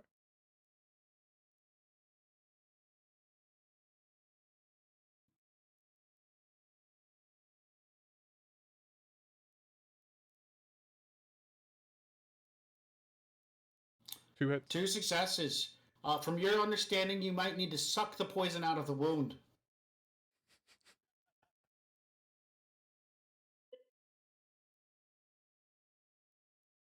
You know that sucking the poison out of the wound is not going to work. He catches me on my way over, going like, the little drone. She might will be a put valuable on asset. Just like clips the back of his shirt. Yeah, the little drone just clips back and pulls him back. Ugh. No, don't do that. No, man. no. Gross It's not told gonna me help. about this. He showed me a lot of videos of people like pulling the venom out of snake bites just by sucking it out. Nah. You're just gonna get yourself. You're just gonna risk yourself. Don't do that. It's not a real thing. It's not a real thing. It's not a real thing for snake bites either. Just don't. Gross don't do it. wouldn't lie to me. So during this, Steel Tiger kneel down. Are you still standing? Or are you on the floor or anything like that? Me? Yeah. You. I feel like I don't feel so good. I'm still standing, but I'm kind of woozy, and I got some splashes of vampire on me, and that's kind of yucky. So you're the nurse. Tell us what to do. What do you need? Oh, that. Mm. Guys, I thought we already established she's not a real nurse. We were just letting it know. Oh, wait, you're not a real nurse? He's gonna look I- incredibly at you. I'm gonna talk to my PMAX in my head. Can I do that? What do I You have to can. do? You just do it. You just have a conversation with her. I'm asking her, what do I have to do? Okay. Does she have biotech? Yeah. So she has biotech of 4, and she's a rating of 4. So that means she basically has about 8 dice. She can buy 3 successes, and she'll tell you that you need to bandage the wound and keep it as clean as possible. But she notices that the driver, and she'll point out that the driver has a medical drone, and the medical drone has been sent in your direction. As the medical drone is pulling back the small tech person and pushing him to one side, the medical drone is basically a drone that attaches to you and then hooks into you by using some small surgical implants, and then it can administer drugs and do minor surgery even in the field. This is like a piece of like military equipment. And she'll point out that that thing has almost as even more skill than she does. And so if the drone attaches to you, she'll get, what is it, 5 extra dice or 6 extra dice? Oh, I can't remember because I also have a high level med kit as well. Where is that? Now I gotta find it. Where's that medical drone at?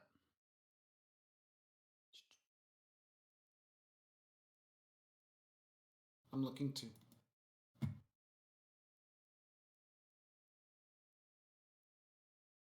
So is the robot gonna suck the poison out, or is that?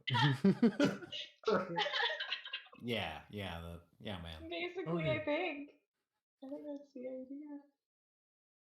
Maybe if you ask the machine nicely, Let's get nicely. Bring it roses. It's under the equipment one. Where's the equipment one at? Or maybe it's under the drone one. Is it in the crates?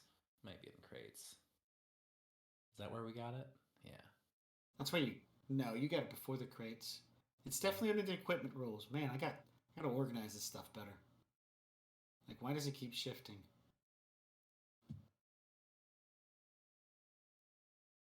Vixen RX. Here we go.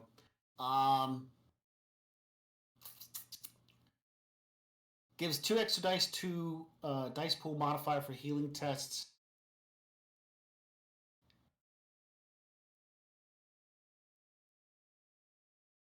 And what was its rating? Do you remember? I don't. Uh-oh. I don't have. Why don't I have it in my? Y'all just never get hurt. I'm sorry. I'm gonna be The first person to get hurt. I'm really for real. All right, I do believe it was like a rating 6. I'm just going to go with that because that's what I remember mentioning. So it gives 6 extra dice to your PMAX to administer when do whatever, which would be 6 extra dice is going to be like 5 successes to administer like field levels like assistance at this point in time. So all you have to do is not wiggle when it's attaching to you. Yep. Yep. I will hold very still. Do you have any type of armor on? I mean, yeah, I do actually. Okay. I'm wearing an urban jumpsuit. The urban jumpsuit does not have any already pre-designed connections, so it's going to have to cut into your urban jumpsuit. It's going to make small holes as it attaches to you. And basically, you're going to have this drone who's hooked onto your shoulder for a short period of time as it has tiny arms and starts working on you. So can I just zip the top half of it? Yeah, you could totally do that. Otherwise, it's gonna take the initiative and just start cutting and doing because that's what it does. Oh no, this was nice. This is expensive. So I So it's think got at little this knives point, coming at you.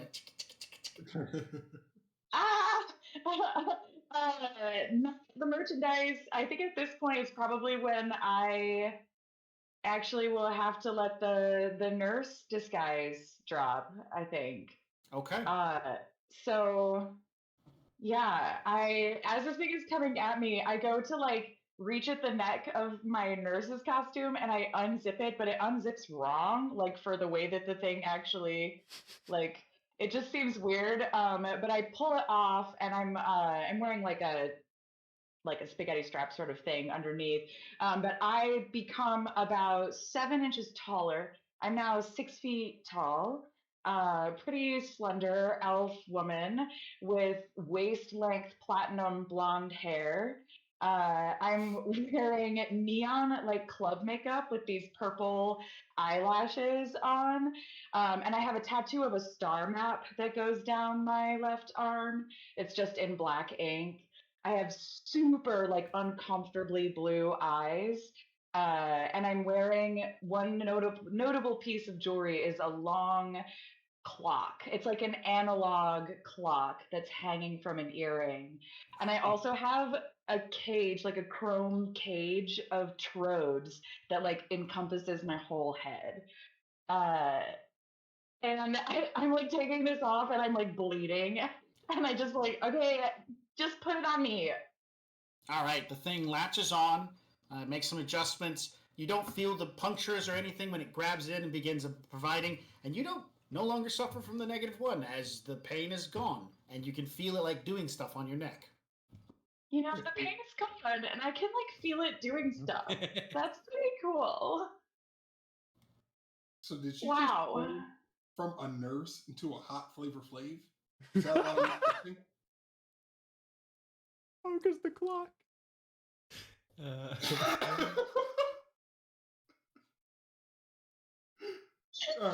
Flavor Flav.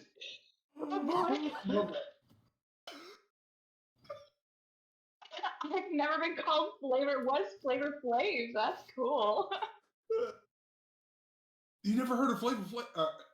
Later. We're gonna have a whole study session about Flavor Flav. But first off, you just transformed, basically. Oh yeah, no big deal. It's just a cool little trick I learned in school. Oh, so you're a mage? What should I be calling you? Oh, you could call me Techno Siren.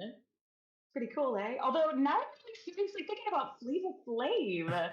I am, we're just gotta figure out the name. We'll try it out sometimes in action and we'll see how it feels. Try it on. This was awesome! You are so cool! I can't believe I caught all of that. Well, so techno siren, as it were. You doing okay? Just go ahead and just relax. Do let the robot do its thing. Oh, it is doing its thing. It's feeling Also, great. what the hell are you doing here?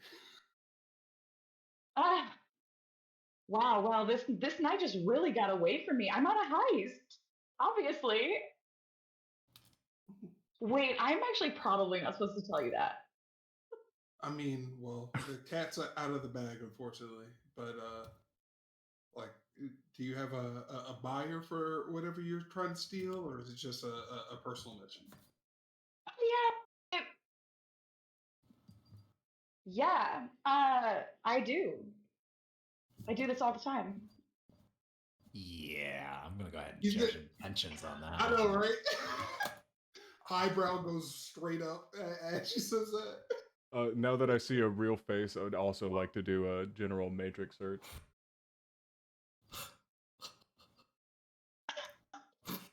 Real terribly. All the time. Yeah, seems legit. I got a 3. Got 5 hits. Convoy's over here just like, she might be a nurse. So unless you make an attempt to make them believe you through a persuasion, that's not what it's called. It's called impression. What's that skill called? Con? Con. Unless you attempt a con, Steel Tiger's definitely going to see through it, but Convoy won't. I'm busy. I got a lot of things happening. I'm just like side eyeing through like the one drone, but I'm really focused on driving still. So got it. I do want them to think that I am cool and with it, and so I'm gonna try. So I just gotta roll a con, right? Yep, and hope to get equal and greater than people. Okay. There we go. Okay. You guys can still have your doubts, but for the most part, she seems pretty confident. She's an elf. She's a spellcaster. Nah, I'm gonna spend some edge so that she re-rolls her hits. Re-roll all 4 dice. I can re-roll the whole thing. This is the second time that Nova has done this, I'm pretty sure. No, the turn to your Yeah. future allies. Yep. Oh. Okay. Well, there we go. There we go. You guys can role play that part out. So she's like, I'm just she's gonna go, like, yeah, sure, okay. yeah, I do this all the time. And then so he's gonna kind of like stroke his little Fu Manchu. He's gonna be like, oh yeah, okay, yeah. Doesn't buy it at all. So you want to let us in on your job? Maybe maybe we can all win from this. See, now it sounds like you're trying to take over my stuff. Like, Young lady, if I wanted to take over your stuff, I'd simply take it from you and throw you off the back of this road.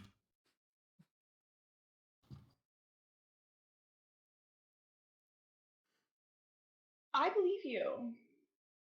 Yeah, no, I have no interest in stealing from you or doing you any harm. Well, I'm just letting you know, like, in this position, if we wanted to take something from you, we would simply take it from you, right?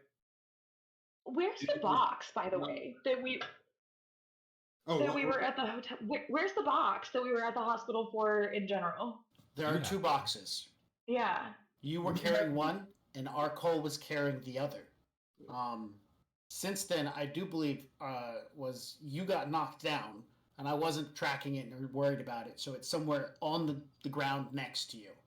And then Arcole crashed a few rows over, and we're assuming it's still over where he crashed out to go manipulate things and clear you guys' path behind you. And you guys have not opened these boxes, these secure cases that have these dead people's stuff in it. Okay. Who sent us on this job again? It was. It was Icarus. It was so that we can get our sins that we need to access Emerald City. So did Icarus send you? I don't know the person that sent me, right?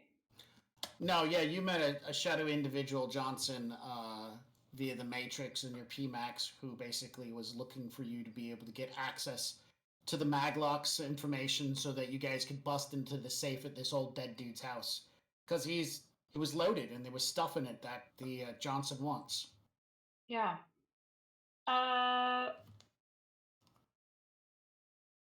Okay. So I will tell you, but you have to let me run with you. Like you have to let me run with you. I'm pretty good on my own, obviously, but you all have a lot going on that I just I think that we could work well together, and I will let you in on my job. I agree. Few people are actually better off alone, regardless of what they think. Everybody works better in a team. But yeah. All right. So go ahead. Lay the deeds. Okay. So it's a heist, right? Shadowy figure on the Matrix contacts me. Some old dude, right? Has some treasures in his safe, right? And so I am going to go and break in there and steal it. But then get this, the key is in the hospital. And so I go to the hospital and I'm trying to find it. And then, as you all know, that's when I ran into you. And then you all were fighting these vampires, and that was really cool. And now we have these keys, and now we just have to go. I mean, it's very easy. The guy is dead now, so like we just have to go in there and steal stuff, like easy peasy. What do you expect to get on the job? The gentleman that when he offered you would be able to keep everything in the safe, save for the small black box of jewels that he wanted. And he was going to pay you 2 standard, which is roughly 6,000. Okay.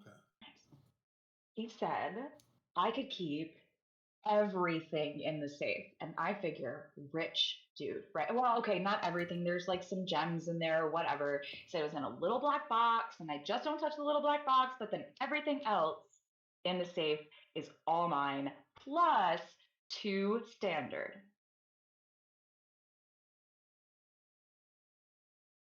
All right, sounds good.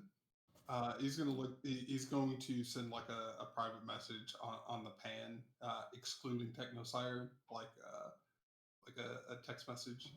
Mm-hmm. Like, so what do you guys think? Do you guys want to run with her real quick and then take the card from her afterwards? That way we all win.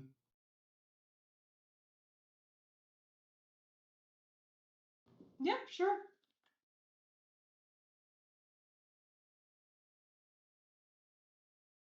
She doesn't seem too outlandish or anything right now. So like, yeah, she seems cool. She seems cool with me.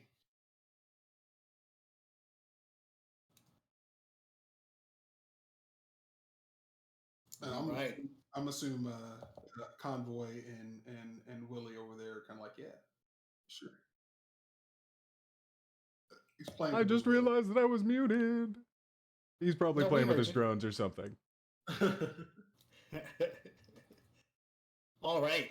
So, do you guys want to then find a place to ditch this vessel before you go off and looking to burgle someone's house, or did you want to just fly the vessel to this person's house and just like park it in their front yard? Like, what are we doing here? I would prefer to ditch it somewhere after we ransack it. But but Convoy's the driver. I'm not gonna be like, nah, bro. Put it somewhere if he wants to fly it there. Do you want to go through and read through on the manifest of stuff? Look at the crates and stuff? Here, well, we actually have a perfect timing for our 10-minute break. Sweetness. When we come back, we'll talk about some stuff that's in cargo crates. They'll figure out what they're going to do with the transport, and then we'll end the show with some. I forgot the words. I was going to say words. Breaking and entering. B and E. Oh, some good old B&E. Always Yes. good to end the day. Get some criminal on. Get some crime going. Back in 10.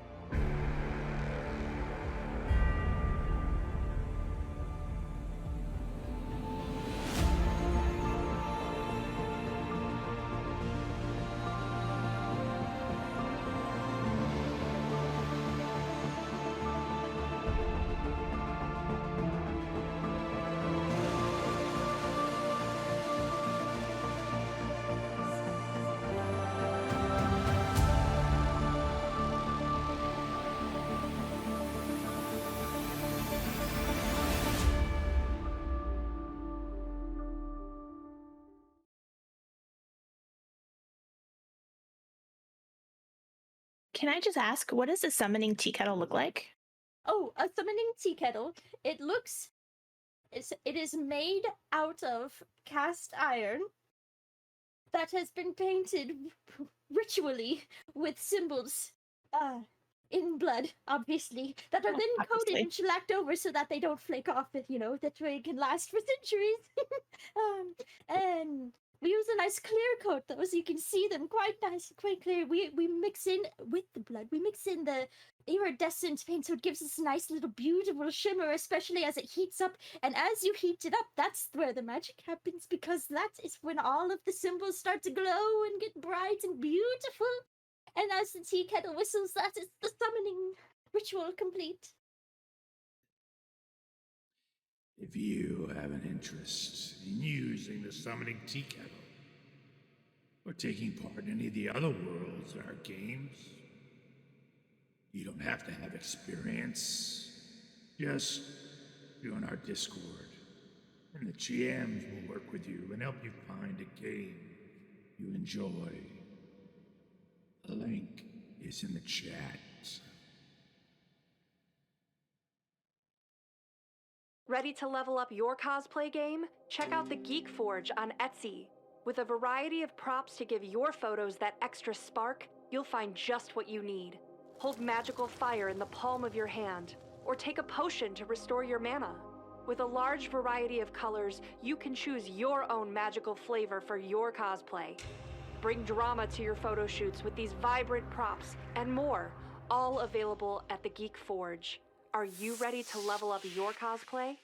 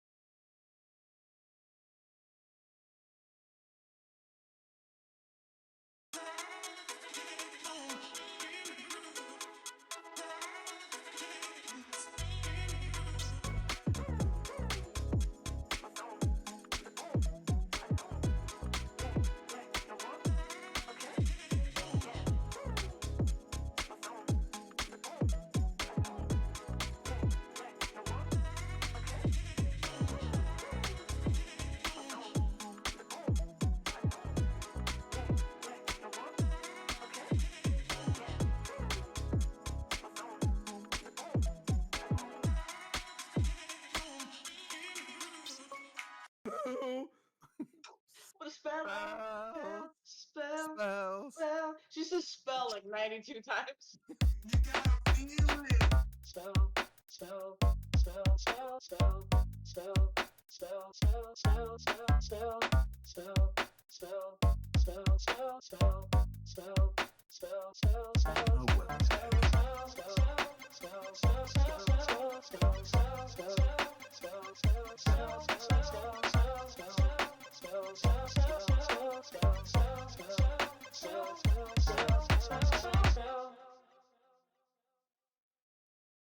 You get to play with us now, which is so exciting. So with channel points, bits, and subscribes, you can give rewards to the player of your choice. So how to do that is, no, not Bob.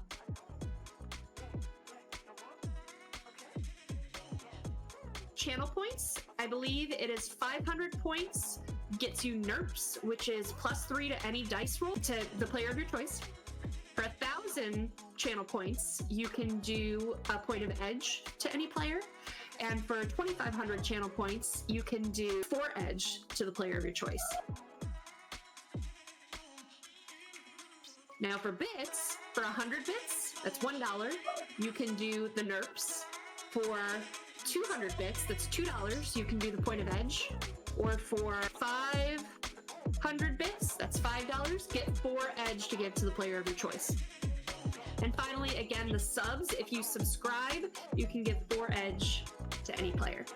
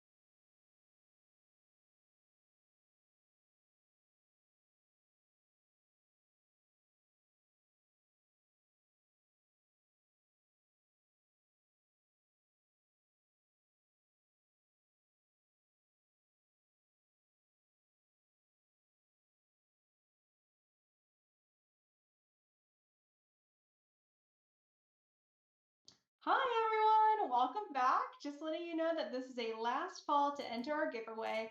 Just type hashtag RunPC in the chat to get an entry to win a Shadowrun 6e core rule book PDF copy.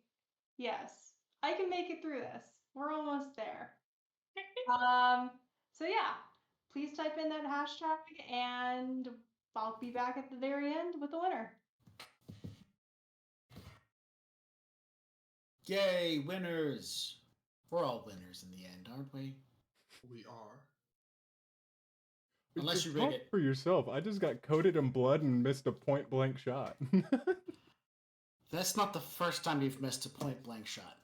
No, very true. It's it actually may the second not be time. new, but it's just as sad.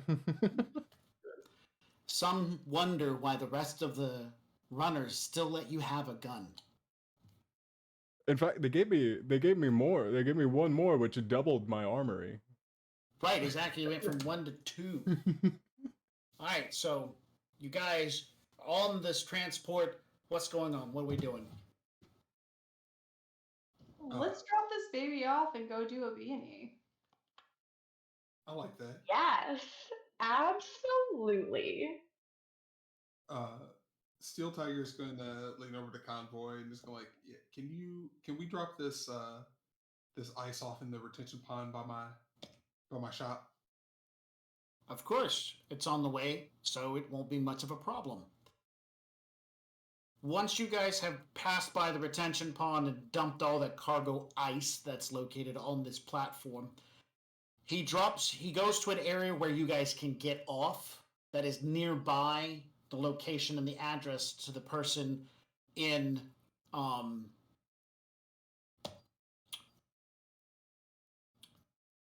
to remember what it's called. It's brain fart now. Not downtown. Auburn. North end of Auburn. So that's where you guys are going for this home. So you're going to have to hoof it a little bit, and then he's going to take this platform, and he himself is going to fly it to a location, ditch it, and then he's going to ride Mama Bear back to his place, and you guys can catch up with him later. There's no reason for him to join with the B&E. You guys have this. So, that all takes place. You disembark, he flies away. We'll say you catch a bus. Use some bus passes. There you go. Use some bus passes, and I'm sure Arco can make bus passes. You ride with the common folk in their trash-filled buses and whatnot, and next to the guy who's drank all day and night, and now he's just vomiting all over himself. And it's a great ride until you get to that bus stop, and then you guys all unload and leave the stink of that bus behind and begin maneuvering and weeding through suburban territories of perfectly cut grass and low-slung walls that actually don't keep anybody out, but it's the security cameras and the drive-around golf cart security guys that are with their flashlights and nightsticks that are truly the biggest threat in this area. You find yourself after this little directional course, because you have an address, you know where you're going, you find yourself outside of a 2-story widespread mansion. There are 4 cars parked in the driveway. There are lights that are on, and there are icons that are running. A few of them are comms, a few of them are cyber terminals, the locking mechanisms, security devices, yada, yada, yada, yada, yada, yada.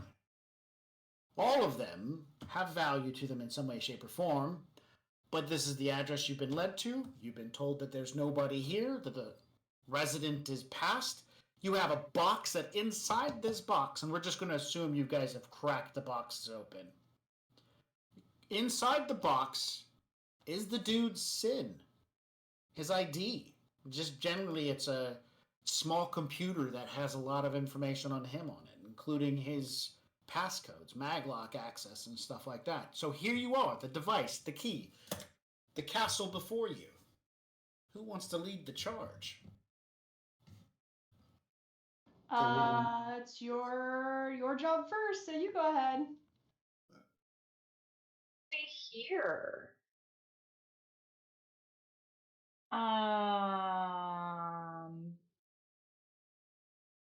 So they're all like awake and like moving around and stuff like that. We might need to find a distraction, right? Well, there is lights on, and there are icons in the Matrix that are active and doing things, and like one of them's a floor sweeper. But that doesn't mean there's a person in there, unless you could magically see through the walls to see people moving around. You're not going to know. Weird. I think I can actually do that. Oh. I just roll. What? Go ahead. I could just roll astral for that, right? You are correct, and you're looking for 2. The background noise here is really little tiny. Background energy is really weak, so it's not a big deal. You just need 2. 3. There's a dog in the house. Aww. The dog's collar has an icon attached to it, and you see he's just wandering around.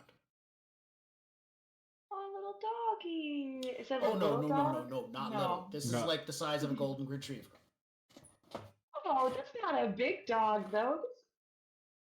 It's not a tiny dog. It's a moderate-sized dog. He's got GMOs. Oh.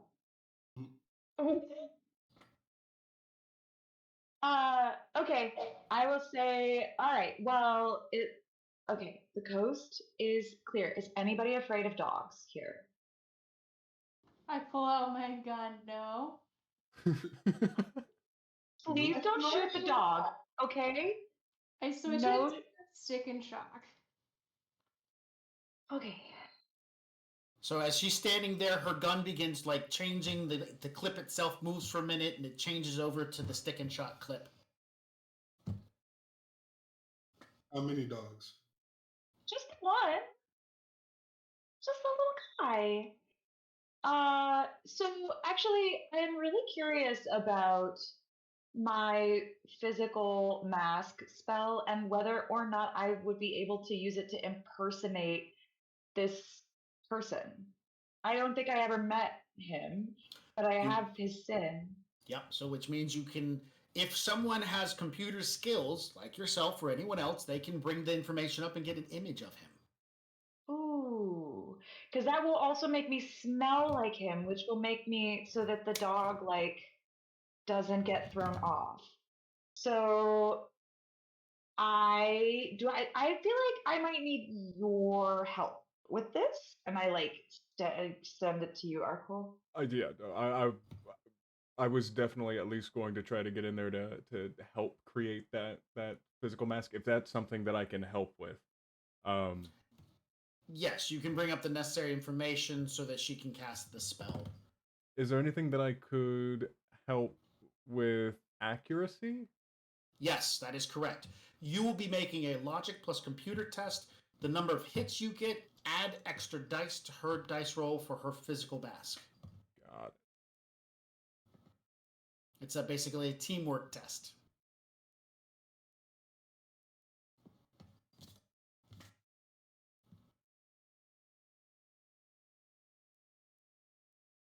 Oh, here. Okay. 8 hits, so you gain 8 extra dice. Unfortunately, the maximum you can gain is equal to the poopers. The most you can gain is equal to, was it the skill or the attribute? It's the skill. So what is your spellcasting at? Meaning sorcery? Sorcery, yes. What's your sorcery? 5. So the most of that you can gain is 5. So you get an extra Okay. 5 dice to your dice roll. So make sure modifier's turned on. And then add 5. Okay. Got it. Awesome. 5 hits. That is really good. All right, make sure to do your resistance versus drain. Which, by the way, you can bring your wounds from 3 to a 2. The drone that's attached to you has recuperated at least 1. Oh, okay. So bring it down to 2. Wait, should I have done -1 then on that too? No. No. Okay. No, that was sometime during the bus ride is pretty much when that happened. Got it. But I do have to take 1 point of stun, right? Because I only got 3 hits on my drain and it's a 4. That is correct. Okay, Not a big deal. that's all right. All right. Okay. Yeah. You look like an old white dude. How do I Bald look? head. Welcome to the A little bit of club. fuzz around the side. You're roughly about 5'3" now, a bit chubby around the midsection. Again, welcome to the club.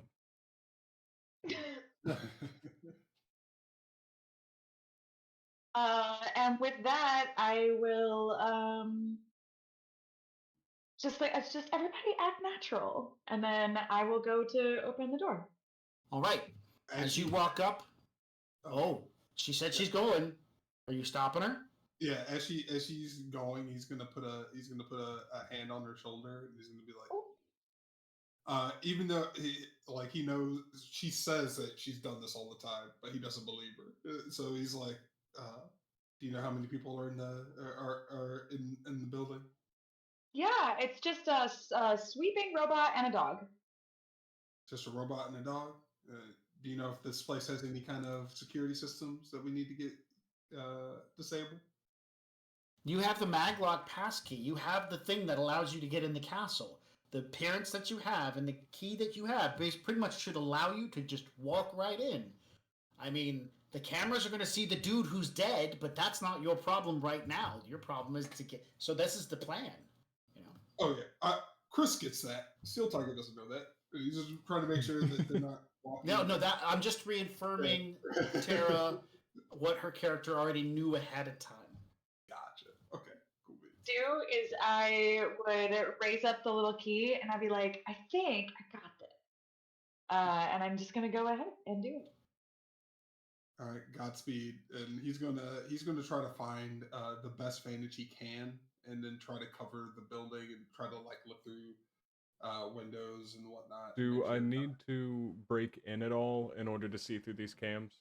Is that going to be You something that I have would, to- but if the person who owns the place gave you permission, you wouldn't have to. So with that sin, okay, so I can just go ahead and see through. I'm effectively in the host. As soon as she walks up and runs it through and then points out that your comm is right over there and you have permissions, Got it. I'm gonna go she ahead. just have to make a computer roll logic and make at least two hits, and then she'll be like, "Oh yeah, I just pushed this button, and now you have permissions." Arcole is gonna send over a request for permissions over to this now bald white dude. Mm-hmm. What? Oh, we didn't hear most of that. You got cut out. Why is this happening to me? What I have to roll on computers though to give this to happen? Logic plus computers. I have computers, but my PMax has electronics. Does that count? Yes. She can do it for you. Great. She does that. So then, for her to roll, She doesn't roll. She No. just buys successes. oh, Anything that is a for her. drone, PMax, a computer, devices that make dice rolls, they don't. In this setup, they buy successes. They're better at buying successes, so for every 3 dice, they can buy 1 success, but they never roll. Got it. Okay. So yeah, So I do it. yeah, done. She punches a few buttons in the not the astral, the matrix, and then bada boom, bada bing. Arco, you're in. The Man. scan near the door goes off. It recognizes your face. You use the SIN, the door unlocks, and as you're doing so, there's a chime inside the house, and the dog starts heading toward the door. You can see through the glass, the frosted glass, this big old, beautiful, elderly Rottweiler. Thought it was a golden retriever, but okay. No, it's the size of a golden retriever. Oh, His face hangs down. There's white all over the place. He has the most adorable spiked collar on for an elderly dog. You see he does have some implants, eye implants, so he can see and whatnot. And he just, in his girth, because he's been well taken care of, because he's a fat old dog, he comes over to the door and just starts letting out his bass-like bark. It's You, me. I'm No. cutting out again. Yes. Does it sound like I'm getting better when I get closer to my mic, or is it because it's trying to use my headphones? I think it's just trying to noise cancel you. Yeah. Once you get closer, you're a lot better. Okay.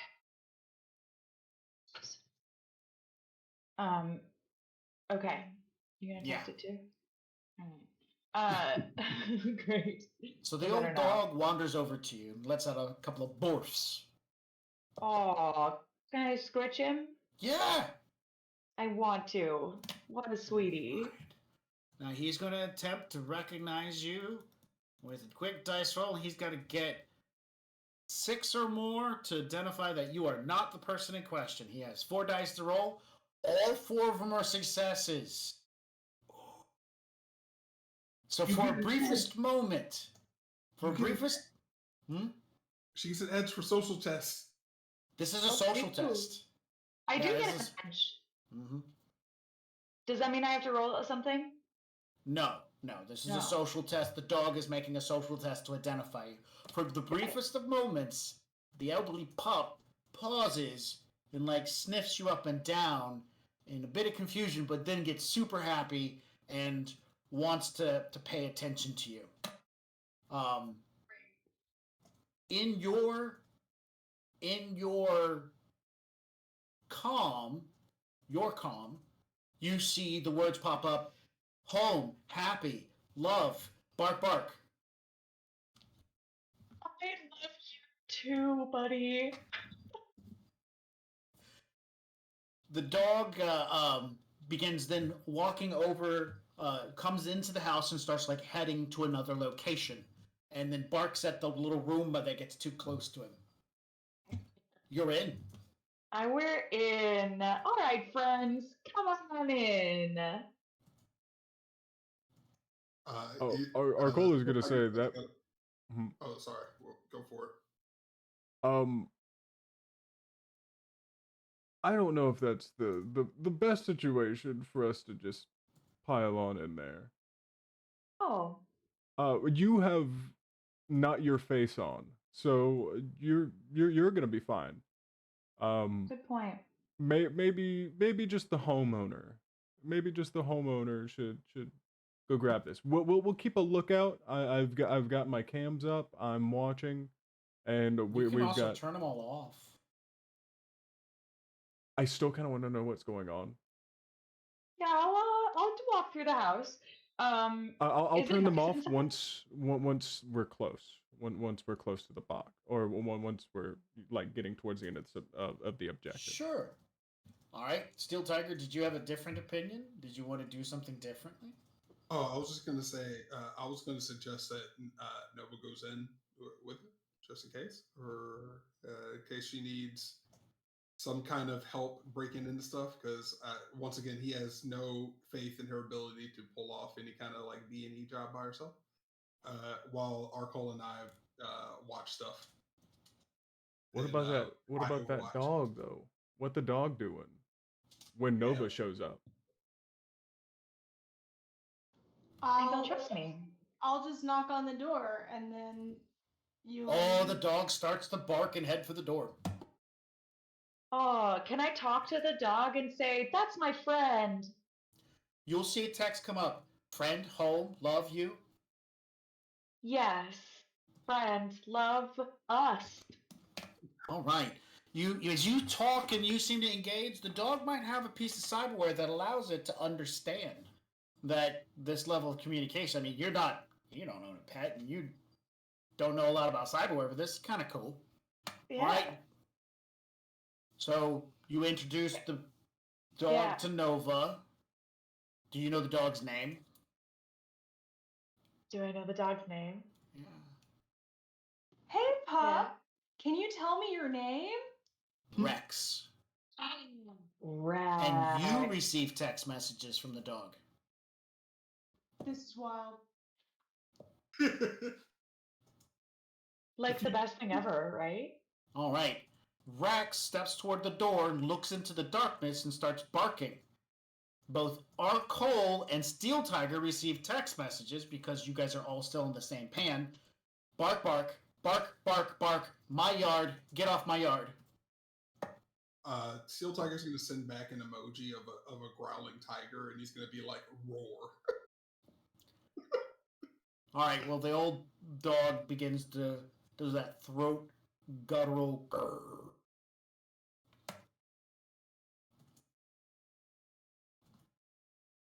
In order to make sure that no other signals, any other text messages or anything, because I'm assuming he may be equipped to also just call the police. Assumably, it's a guard dog. Yeah. Can Do you want to check that out? Is that what you're saying? You want to check out, see what the dog can do, like tech wise?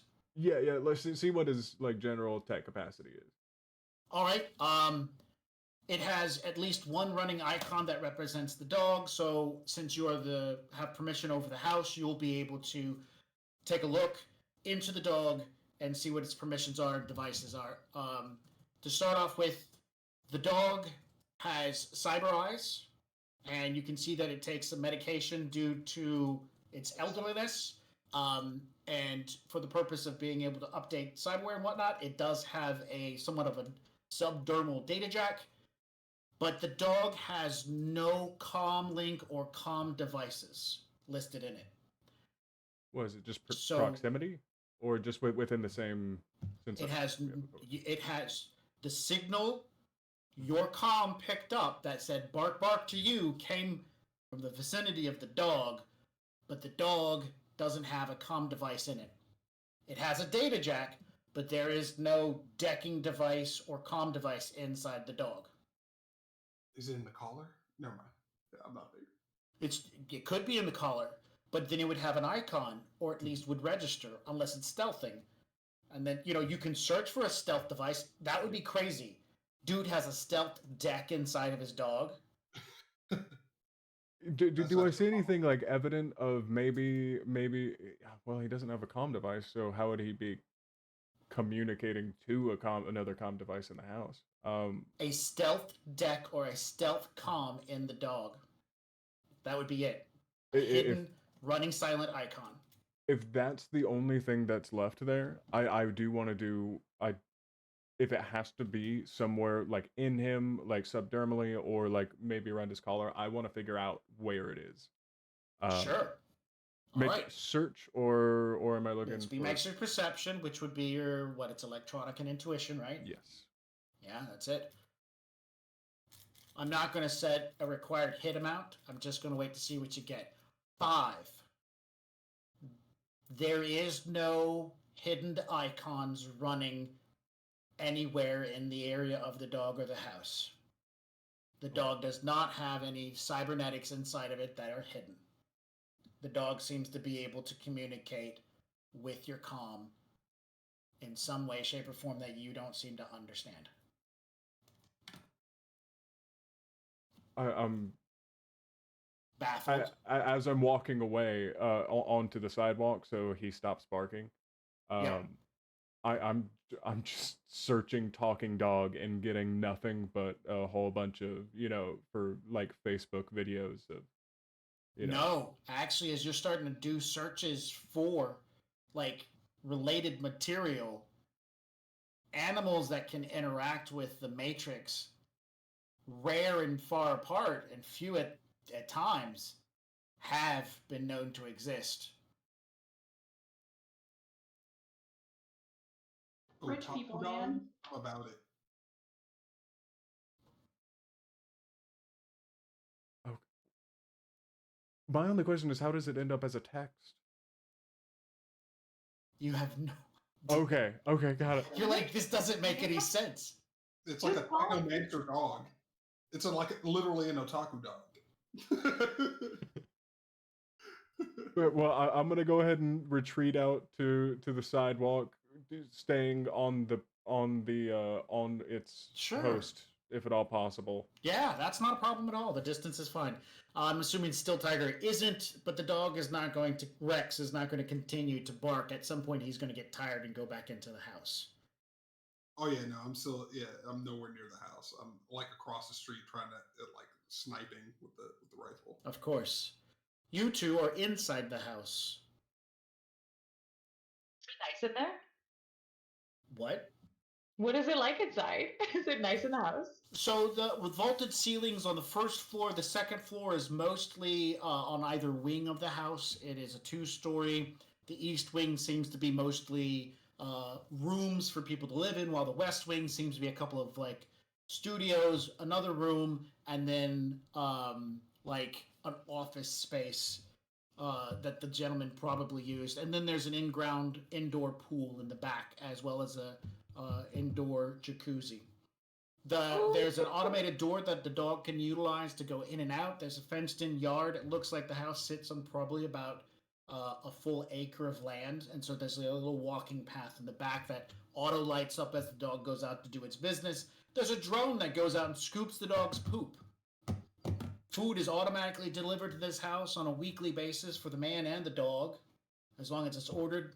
The dog seems to make its own food orders and treat orders. This dog could probably live here happily ever after for quite a number of years before anybody realizes it's just a dog living in a house.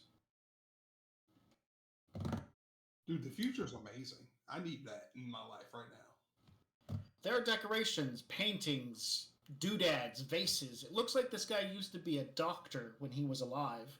And so there's PhD things posted up on the walls. He has a virtual museum, basically a hologram museum that you can walk through and kind of tour some of the stuff that are his prize papers that he did research in, which mostly is about endocrines and hormones and stuff like that. So, and he was old enough to be there during the second crash and the first crash and be part of the like therapists who helped people recover from the Bioshock damage and stuff like that. So this guy was colorful as far as it goes for education and actions.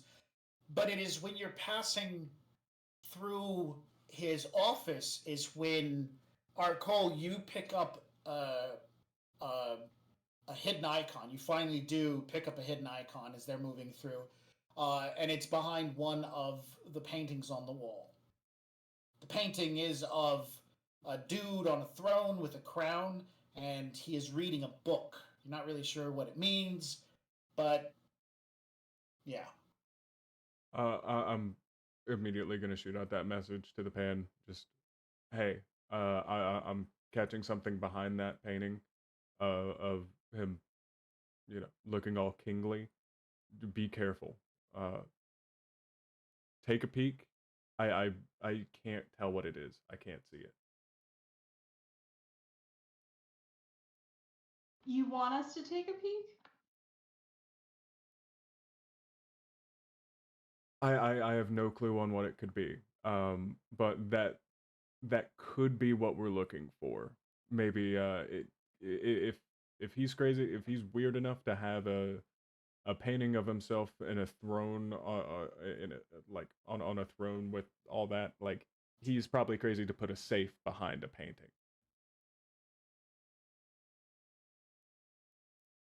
Okay.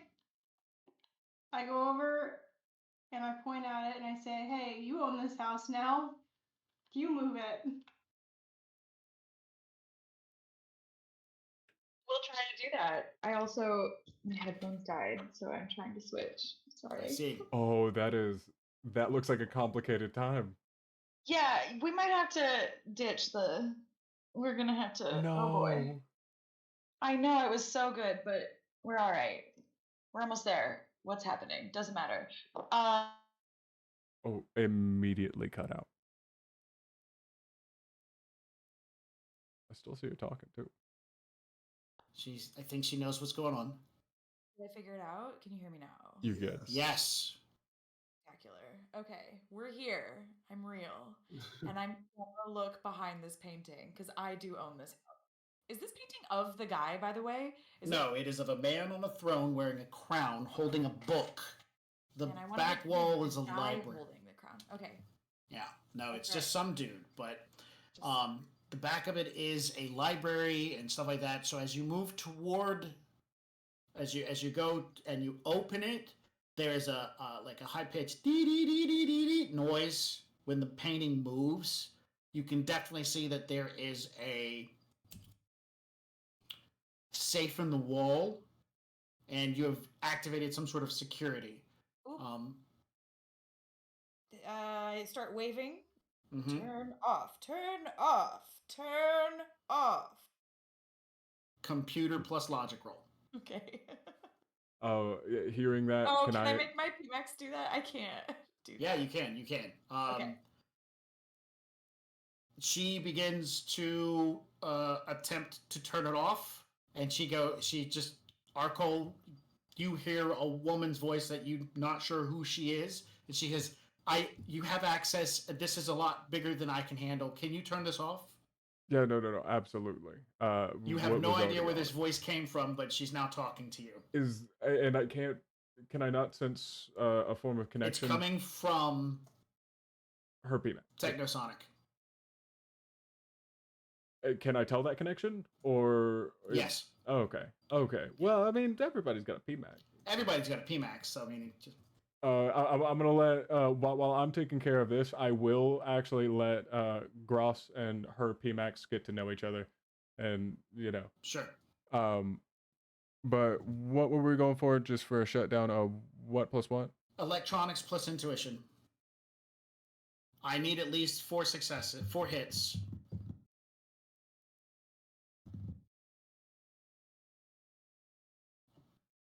Perfect. All right. With 4 hits, the automated turret does not pop out of the ceiling. Oh, good. That's very good. Yep. If you'd gotten 3, the automated turret would have popped out of the ceiling, and Nova would have to spring into action. But it doesn't happen that way. Very Rex good. does come into the room and start barking at you guys. Oh, I'm just checking on my toys, Rex. Don't worry. He's texts you saying something about sleeping. Trying to sleep. Trying to sleep. Aw, sleep tight, buddy. Sleep tight. And then he leaves. Safe is now visible. It is definitely made of steel. There is a combination on the front, and it looks like a maglock, basically. So you will apply the SIN, and the door will pop open. I do that. The door pops open. Lovely. Inside the safe, it is about 1.5 feet deep and 4 inches by 4 inches. There are stacks of bills. There is an adorable little handgun. There is a black case that you know is supposed to contain the gemstones in question. You'll probably have to check that just to make sure. There's money in there. There's papers in there. And there are tiny plastic containers that have egg-shaped voids in them, and inside those egg-shaped voids are little like black spots of some type. You are unsure what this is, but it's like some sort of like weird acrylic trophy, and the trophies are inside of these little openings and stuff like that. Oh my god, it's so boring. Sorry, were you gonna say there was more stuff in there? Yeah, there's like 5 of these things. Okay. Ugh, this is not the kind of treasure that I was hoping to find. What even is this? Oh, we can figure that out later. Can you carry it all out of there? Ugh. You might need a container of some type to put all this stuff in. Like a handbag. Is there one around in the house? Is there like a briefcase or something? We're in the office, Yes. right? Yeah. You're in an office and there is a briefcase, yes. I will just take that. All right. You pick the briefcase up. It's kind of heavy near the bottom. You pop it open, and the briefcase goes da-da-da. Are we traveling, sir? Where are we going? I am ready to serve. It's a drone. Where? Oh, it's a drone. Yeah. We're not going anywhere with you. Sorry to get your hopes up, buddy. And I close it. I don't know if we should take this, right? This is gonna become a problem if I stop being, me, right? Typically, I would say yes, but between Arcole and Convoy, I'm sure that they can figure something out. They can fix it. Well, Pay to the Voice, owner. anything is a else? drone specialist, and then Arcole is just a whiz with everything but firearms, apparently. Thank you for specifying. Yeah. When you were moving about in one of the rooms, you saw a hiking backpack. That's the one. I think. Looked That like a was- plain hiking backpack. Yeah.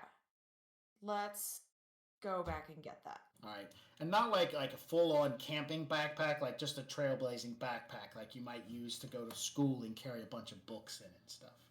There was maybe some old paper and garbage in it, but anyways, you clear that out and you start filling this backpack up with all the loot.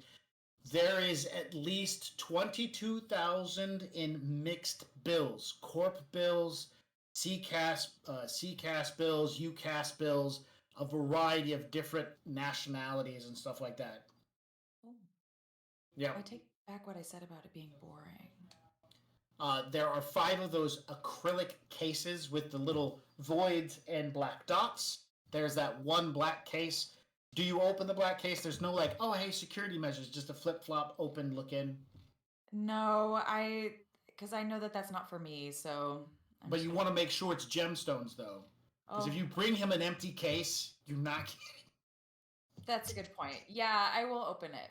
There are gemstones, and the case has designed that there are a total of like 20 little like divots on the inside, and in each of the divot there is an exact duplicate of the same gemstone cut, shape, and size. And it's not even an attractive cut. It looks like basically little roundy shaped flat bits that look like weird gemstones. Why you want these? I don't even know. Arcole, those are optical chips. How Which means they valuable? have data on them. Can I'm not Nope. going to do anything. Okay, I can't tell You anything can't. without being intrusive. Yeah, not without grabbing them and putting them in something and reading them. Would that be evident if I ended up doing that? You don't know. There are Okay. countermeasures, and some optical chips can actually contain enough information to hold something like an agent or an AI inside of it. Okay. You can store PMAX on an optical chip. All right. So, yeah, those gemstones are there. And then there was that adorable little handgun, and we'll say it's a Walter PPK, something old. And then I'll say some cred sticks, just straight up cred sticks. We'll say there's about 25,000 in new yen in cred sticks, and not, we'll say 5 cred sticks, each with 5K on them. Handy number. Oh, look of at cred that. sticks. Yep. Right? And that's all I really cared about. So, yeah. Okay. Cool. So yeah, you swipe it and you come back. Yeah, let's go. And I'll well, the dog, I know the dog is taking care of himself and giving himself treats, but I would like to give him a treat on the way out. I just feel like he's been such a good boy. I quietly messaged the group, can we steal this dog? Absolutely. I was about to. If you didn't say it, I was gonna. There's no way we're gonna leave this boy by himself. So on first glance, would it be possible for me to say, even if our mage loses her disguise self as an old white dude, is it possible for me to hack into his eyes in order to make it so that is always what he sees? I mean, I was thinking that like maybe we could just as the disguised old man, she say, "Okay, these people are all your family now, and I'm going away for a long time. Be with them and protect them." It also stage my death. And I could have a very emotional speech and tell the dog that he needs to protect you all. I like where this is going. Well, it's your choice on how you want to deliver this. If you want to extra traumatize the dog with your staged death. You don't think it would be worse for him to think that I left and I never came back? I mean, dogs will have hope forever and they never forget. This is a decision for later. We're taking the dog. Let's bring the dog. I love that. Hey, buddy, you want to go for a walk? He will bark with a response, and you receive the message, walkie times. Walkie times. Hey. All right. He barks once, and a drone hovers from across the room and attaches a leash to him and then attaches to his back. Walkie times. Walkie Oh. times. I love that workaround on the leash law. Yeah, he's now got a leash on. Walkie times. Let's so- go. Yeah, he follows you without question, without doubt. No need for treats or anything. You take him out and start walking. He immediately makes a right out of the door and starts heading down the sidewalk with you guys. And I introduce him to our other new friends, Rex. These are our buddies. He barks at Steel Tiger and then growls. He's gonna reach out a steel hand for him to sniff. Like, I think they're supposed to sniff this stuff, right? He's gonna look. I'm more of a cat guy myself. All right. So, when you reach your hand out, he does growl, but a little bit more of a, not necessarily an intimidating growl, but more of like a defensive growl. Like, I don't know if I like you. And in the same moment, the back of your your gauntlet, your hand, a bit of bluish flame rises up as a tiny sprite pulls itself out for a moment. A familiar, angry sprite that you thought had disappeared pulls itself out for a moment, and then appearing to look toward the dog then growls at it, and it makes rude gestures before it disappears back into your hand for a moment. The dog seems to lose thought of what just happened as he continues on his walk. He's gonna look at his hand. Steel Tiger's gonna look at his hand and like, we need to work on some manners, I guess. I think you need to see a doctor. Happened. And he's gonna look towards Technosire and is like, "Do you know what this is?"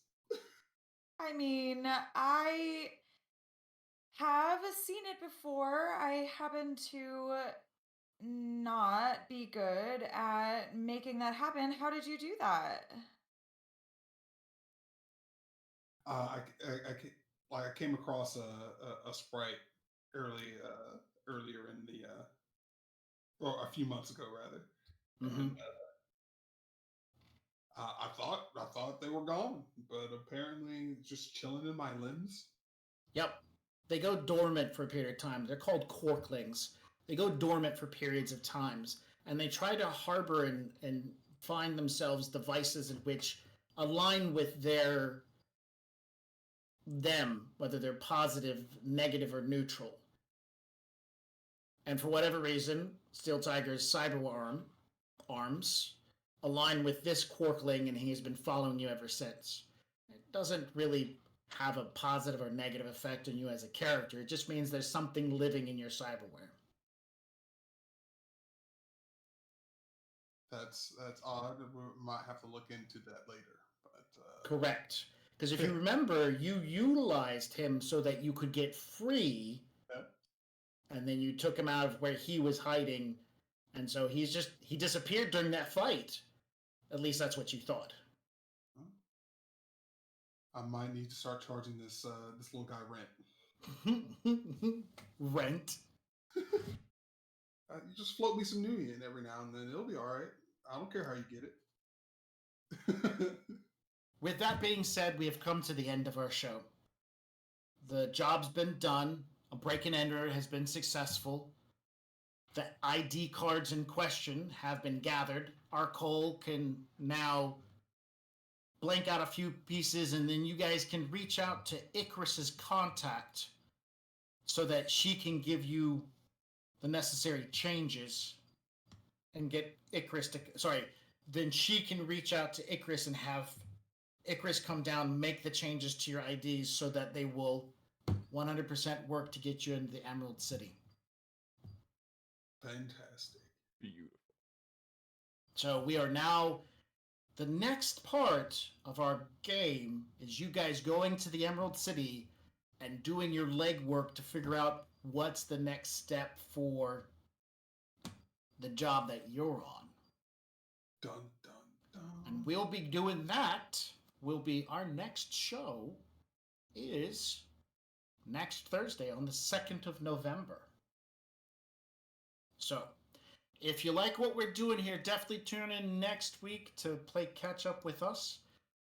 This point in time, we should probably do our closing bits. Yeah. So let's announce the winner. Every week we do a giveaway. Sometimes it's a core rulebook. Sometimes it's something cool and special that one of our guests we interview has created. So, yeah, our winner for tonight for the 6th edition Shadowrun core rulebook PDF is Repel. Congratulations. Streamers and stuff.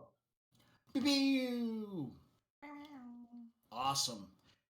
If you like what we do here, if you like the game that I run, you can definitely reach out to me by either through Rough Magic or through Original Box Set, which are other gaming groups and a company that does pro GMing. Reach out to me and we can talk.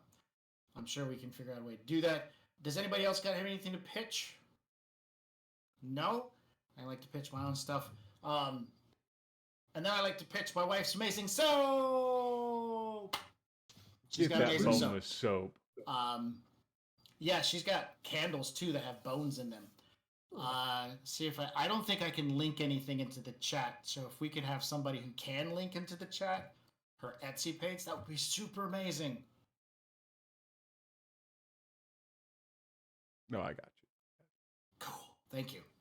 I was about to call somebody out on that one. No, it's okay. No. I'm a silent thinker. I was like, where was the last place I saw that? And it was right here in chat currently. There you go. All right. So as we part ways, I like to give 3 to 5 experience points for a generalized game, and then there's a little extra for role playing. And so for tonight's game session, total comes to 6 for story accomplished. Oh, I'm sorry. Hang on. I'm missing 2 because we accomplished the job. 8. We accomplished the job. Great role playing. 8 karma to everybody. So yep, there we go. And to our audience, we'll see you guys in a week. Thanks for running. Bye. Bye-bye.